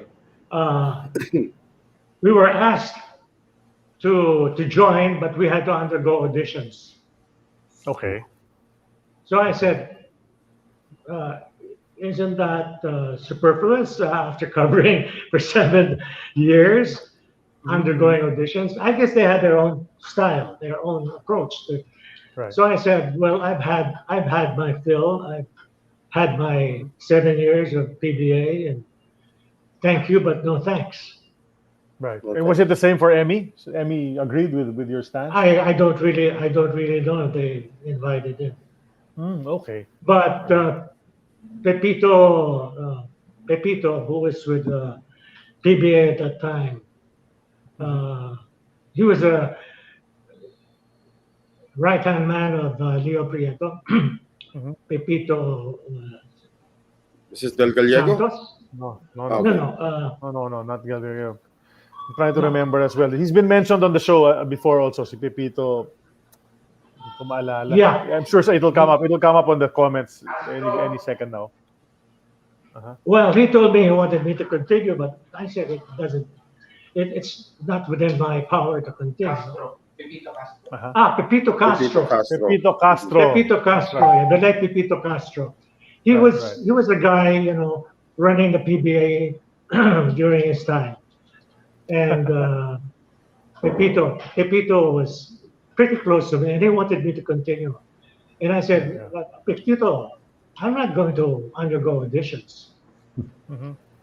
I felt like I was being demoted, So I said, thank you, but no thanks. Yeah, okay. At least I was considered. Yeah. Well, in this picture naman, I think this is Ron De Los Reyes. Ron De Los Reyes, yeah. Yeah. Looks like So you're Robbery heading in off to one of Atlanta. your international coverages. Well, 87 Sydney. siya, so maybe the SEA Games, no? Very Oh, was this likely Sydney already? This was Sydney. Could Going be. to Sydney. Yeah. Oh, okay. No, Sydney there's a date Olympics. there that says 87, so I don't know. 87 ba? Yeah. SEA Games yan. SEA It Games says yan. 87. That's right. It says 87 on the photo bottom right. So Yeah, that's if the it's 87, Korea. malamang SEA Games or SEA Games. Yeah, SEA SEA Games. Games. Asian Games, Korea. Southeast Or Asian SEA Games. and Yeah, SEA Games 87 yan. was Jakarta yata. Mhm. Jakarta. galing, ha? Southeast Buti Asian. there are mga Jakarta. photos na preserve yung mga ganito, no? Yeah. Oo. Yeah. I never Yeah, even 87 is saw Jakarta. this. 87 is Jakarta. Okay, Jakarta. Yeah. But then for those who don't know, what's si Ron De Los Reyes? He's the one who said it's a robbery in Atlanta. In 1996. When Onyok, Yeah. And he's the one who 25 saw years it. to the day, there was a robbery in We were- Tokyo also. It's a robbery in Atlanta. Sabi niya, di ba? We were robbed of the Anyway. gold. I remember that. Yeah. Again, 25 years later, same day, robbery in Tokyo naman with Nesty Petesio, but that's a different story. That's true. That's a different story. Yeah. Yeah. Let's move. What's next on the slideshow? That's Is this Chot Bob Reyes. Yes, I wanted to Chot ask about Reyes. this. Di ba? What coverage is this? Because that's Coach Chot. Channel 2, and then Chot Reyes is with you on the panel. Yeah. Do you know that Chot was a coach of Yes. the varsity team, Junior which Chot. my son played for? That's right. Okay. No, but how about this one? When was he a commentator for Yeah. this? What tournament is this? Is this I UAAP? asked him to join me. This could be the UAAP. Uh-huh. This looks like Loyola Center, yeah. Yeah. Yeah, could be the UAAP. Loyola Center. Because at Grabe, that no? Galing. time, yeah, Chuck was footloose and fancy free, and he was looking for his niche. Yeah. Looking for his niche. He was coaching the Ateneo basketball team, and that varsity team was undefeated. This was a team that had Danny Francisco, which my son played for, and also Rosella. Yeah. They had some very good players. Yeah, that was the team They went won 14-0 in the juniors. 14-0. Yeah, 14. 14-0. That's right. I have a couple of friends who Undefeated. played for UPIS noon, who were always. You remember that, kid? Yeah. Clobbered. Who got clobbered? Yeah, they always got clobbered by Ateneo noon. Sa Loyola Center in So yeah, it was a well-trained team. Chuck started his coaching career with that team, and he carried that through. Which son was this, sir? Which son who? My youngest, Patrick. That's Patrick. Okay. So since you mentioned him anyway, I'll already thank him because I might forget later. Thanks to Patrick Ildefonso because he's the one who arranged all of this. I got in touch with him and he arranged this with Mr. Dick Ildefonso. So salamat sa'yo, Patrick. Mabuhay ka. You're the man. Thank you for fixing all of that. Okay. Well, add my thanks to that because without him, I wouldn't have known what to do. That's right. So he helped us all the way. He helped us all the way, even setting this up, setting up the headphones and the tablet and all of that. So, salamat. When it comes to this, I told you I'm a dinosaur when it comes to this. Yeah. Well, you were telling us about your large cell phone in Barcelona and your telephone in Pestasukan, Singapore. Yeah. And so we've come a long, long way from that. Imagine now we're talking to each other here on a screen. So I got so used to coverages where you had a whole team of technicians and logistical people paving the way for you, giving you the schedules, the venues, and all that, giving you the times that you would have to be there. Yeah, practically spoon-fed. But if you go out on your own, that's why I cannot forget Pesasukan. All by my lonesome. Solo flight, huh? Yeah, solo flight from the Noel, Noel, you need to say something, Noel. Yeah, I'm unfortunately I have a coverage right now that I have to leave for. I'm actually in Ilocos Sur. We're doing the volleyball coverage. We have a triple header really? today. I watched that. The volleyball. My great grandson and I watched that. Oh, you hear his voice in the background telling the score and all of that. That's him. Yeah, he's we're on at 1 p.m. So we have to leave right now. We have to go to the venue, which is about 15 minutes away. But I just want to say, Tito Dick, it's an honor speaking with you. Thank you for inspiring. Thank you for inspiring my career as a broadcaster. I owe this all to you. You lit the fire, and now I'm here. I'm doing sports. I'm in Region 1 doing sports. Thank you so much, Tito Dick, for touching me. Thank you. Kami na bahala, pare. Kami na bahala. I know your dad is watching, and I pay my respects to him. He was a great friend. And he must be enjoying himself watching you take over in whatever footsteps I've left behind. Thank you very much, talaga, Tito Dick. And I leave you with Charlie and Sid. I'm sure they have a lot of questions pa. So I'm going. This is my ID. I need to leave. Bye. Sige, Noel, ingat. Good luck. All right. Galingan nyo sa volleyball. Okay. Yeah. Okay, so it's just us now. It's Sid and myself, and let's go to the next photo. We saw Chot Reyes, napakabata pa dyan. Ito naman, clear na sa atin kung ano to, Asian Games ito. Sa main press center. Yeah. Sino to? That's Waki, di ba? Yeah, that's the Beijing. That's Waki, yes. And who's the lady? Do you remember who the lady? I suppose that's a lady. No? Yeah. She was the liaison that ABS-CBN sent with us because she's Chinese. Okay, so she could speak the language probably, no? Well, the thing is, when we were in Beijing and she tried translating for us, her dialect did not, compare with the Beijing. They have their own lingo, their own idioms. And she said, "Hindi ko maintindihan eh." But you're using Mandarin.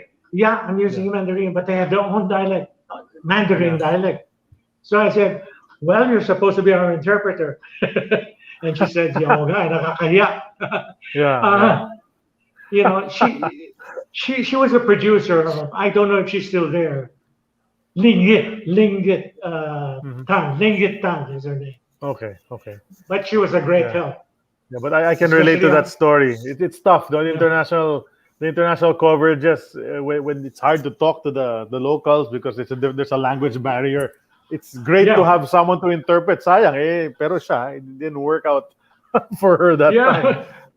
Was You tough. know, the no? thing is, the idiomatic kind of dialect that they have in the city itself is so different from the usually used dialect. So Mandarin has its own idioms in the cities around China, I guess. Mhm. And that's exactly what happened to us. Did you admire any of the international broadcasters, let's say from the U.S. or from Europe, perhaps that maybe you wanted to work with them, or did you pattern your commentary after them? Guys like from the NBA, maybe. Not really.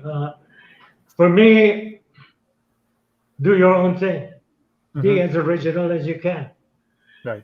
And I really didn't want to imitate anybody or pattern my style with anybody. I just wanted to do things my own way, express myself in my own way.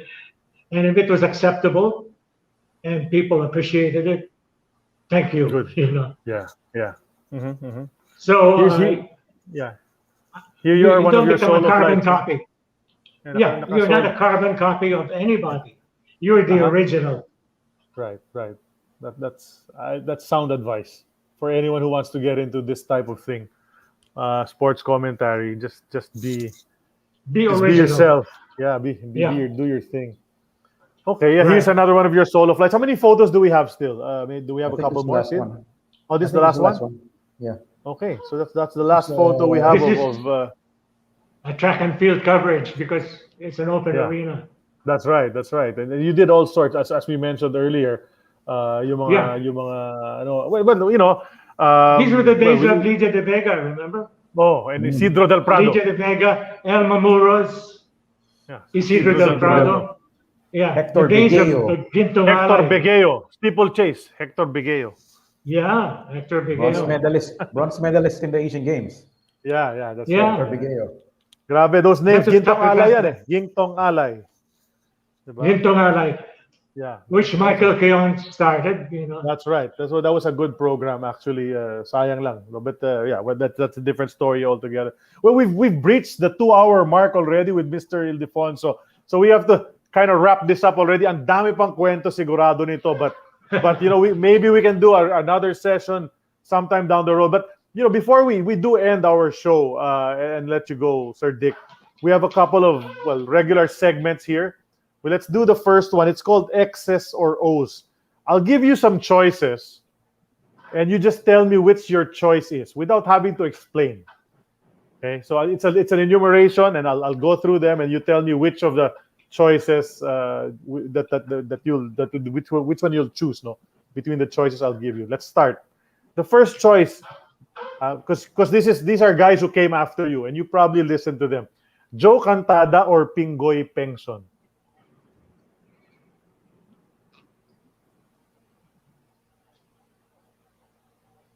Oh, you want me to choose? Yes. Joe Cantada or Pingoy Pengson? Without having to explain.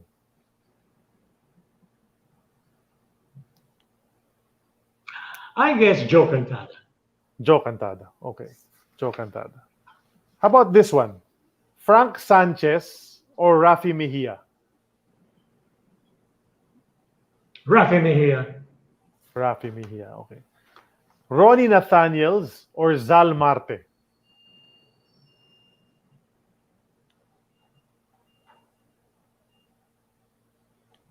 Ronnie Nathaniels. Ronnie Nathaniels. Okay. The late Ronnie Nathaniels. How about this one? Kaloy Loizaga or Lauro the Fox Bumar?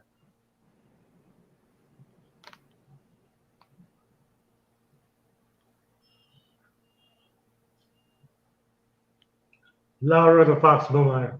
Lauro Bumar. Okay. Toyota or Crispa? Crispa.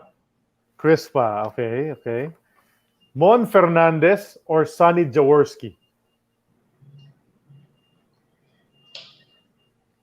Sonny Jaworski. Sonny Jawo, okay. Atoy Ko or Bogs Adornado? Atoy ko. Atoy Ko. How about this? KBS Channel 9 or BBC 2?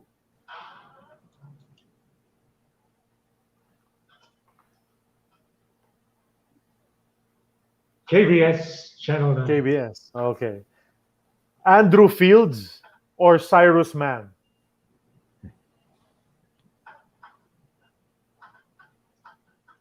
Andrew Fields. Andrew Fields. Referee Ting Cruz or referee Emigdio Kahanding? Kahanding. Kahanding. That guy's a character, okay. How about this? Adornado leaving Crispa or Florencio joining Toyota?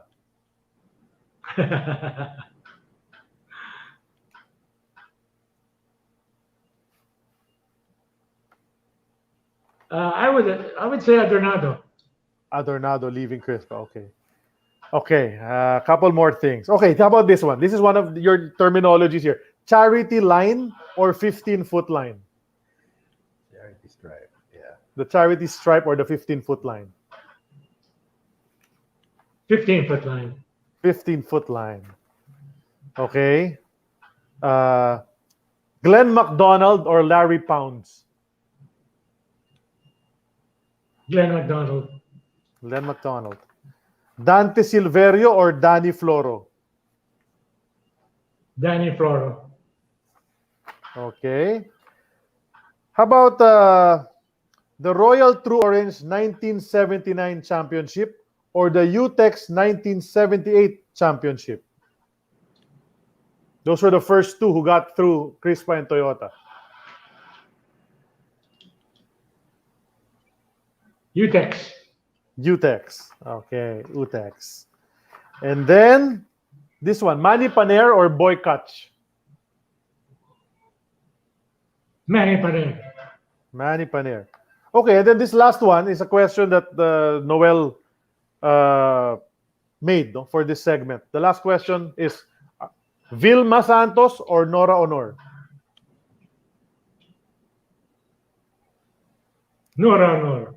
Nora Honor. Okay, we got a Nora. We got a Nora. The score Vilma's now is streak is 16-5. over. Oh, Vilma's streak is over. We've had a Vilma streak, I think, 10 straight shows already. So Nora gets one in. So Nora. Okay, that's Nora. Okay, that's it. So it's 16 for Vilma, Nora 5, and then there are 4 who could not decide among our guests.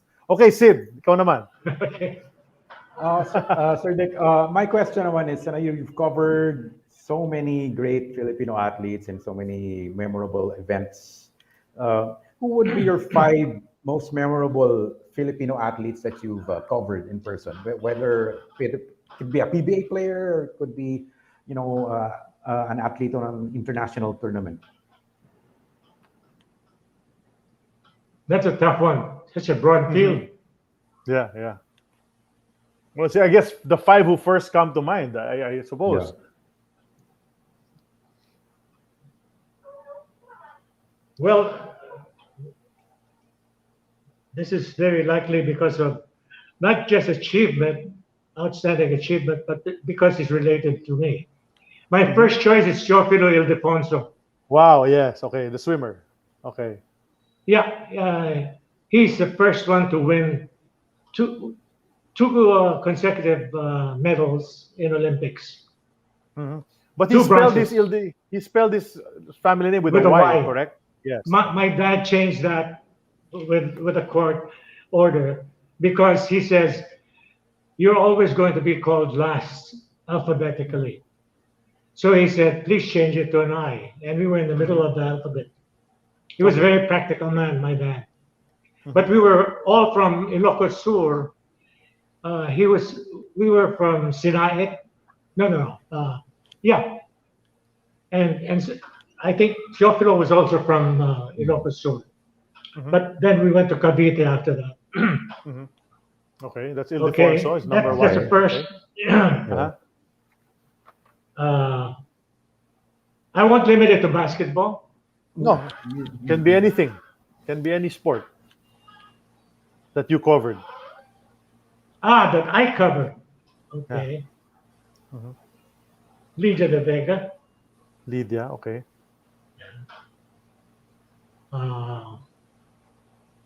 Takes a lot of thought, really. And she's only my second choice. Ang dami kasi. Ang dami. Pinapagod mo si Sir Dick, Sid, sa tanong mo.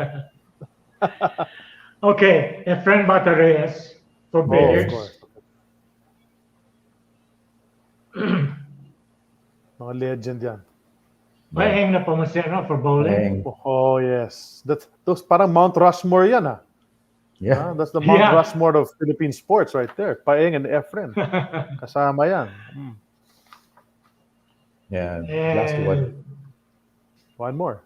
Well, maybe we go one to the PBA. Nestor Torre. Eugene. Eugene. No, I didn't cover him.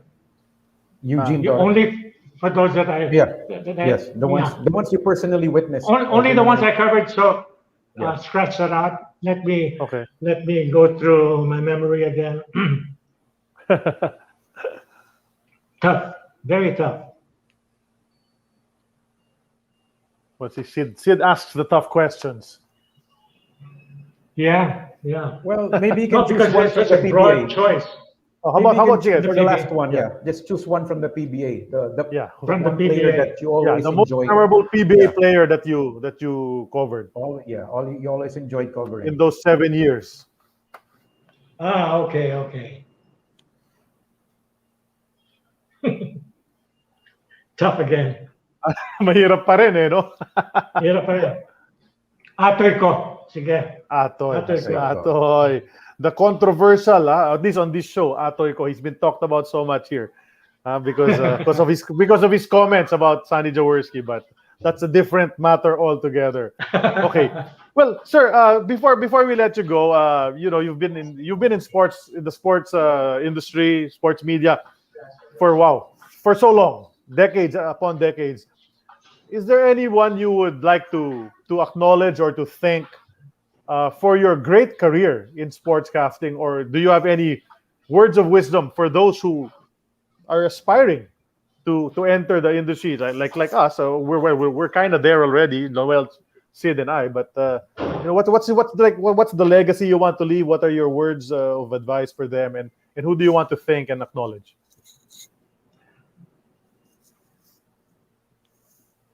Well, words of advice, very simple. Be a pro, be a professional. As a professional, you anticipate everything, you prepare for whatever you're going to be doing. You take things as maturely as possible. You do the best you can. Prepare yourself for whatever you're going to do. And be original. Don't imitate. You get the best points from somebody that you admire, but be yourself when you finally adapt it into your style. Now, people that I'm grateful for, or I'm grateful to have helped me,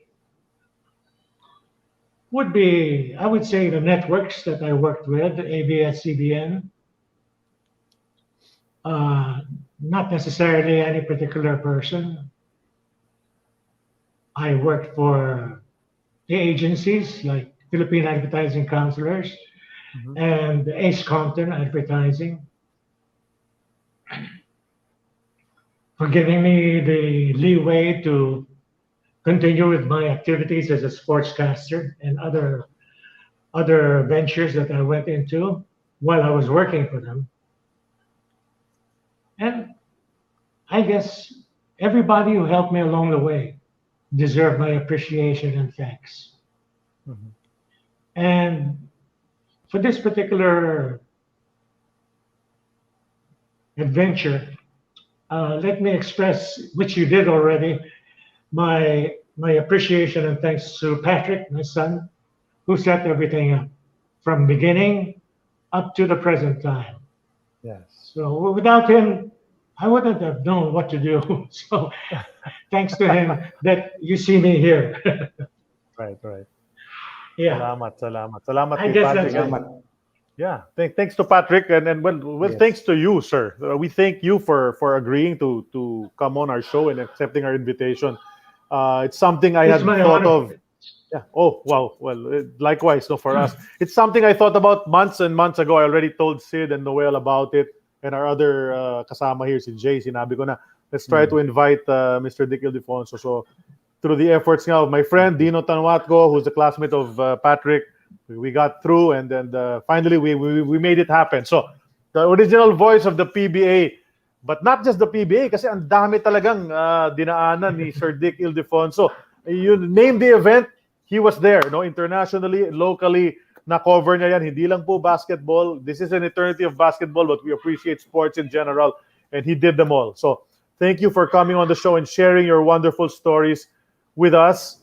And I guess that brings to a close our episode 92 of An Eternity of Basketball.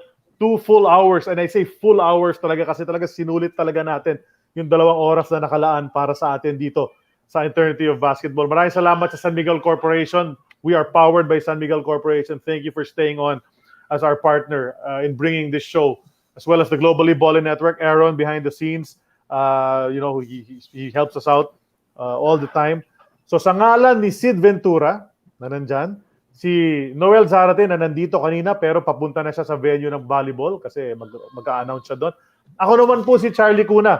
Maraming salamat sa inyong lahat sa usual ng pagkikinig ninyo at panonood ng aming munting palabas dito, no? Called An Eternity of Basketball. Tuloy-tuloy po tayo. We will announce who our next guest will be on our Facebook page within the next few days. And I hope you anticipate that, and I hope you're excited when we finally do that. But in the meantime, that's it. Because time is trickling, like the basket trickling in, as Dick Ildefonso would say. And so we're going to cheer and we will pray for Carlo Paalam. We hope he gets the gold in about 45 minutes. Lalaban yung ating boksingero. Sana makuha niya yan. But in the meantime, Sir Dick, thank you so much. God bless you. And we hope to talk to you again soon. I'm sure there's a lot more stories. Diba? You're most welcome. Yeah, and if you can dig it out of my memory, I'd appreciate it because it's nice. All right. Yeah, exactly. And we love it too. We love the stories. I'm sure nag-enjoy yung ating mga fans for that. No, so thanks to the entire Ildefonso family, Patrick especially, and Sir Dick, of course. So dyan nagtatapos. It's in the books. Episode 92. Adios. See you next week. Thank you. Thank you, sir. Thank you so much. Bye. Thank you, sir. Thank you, Sid.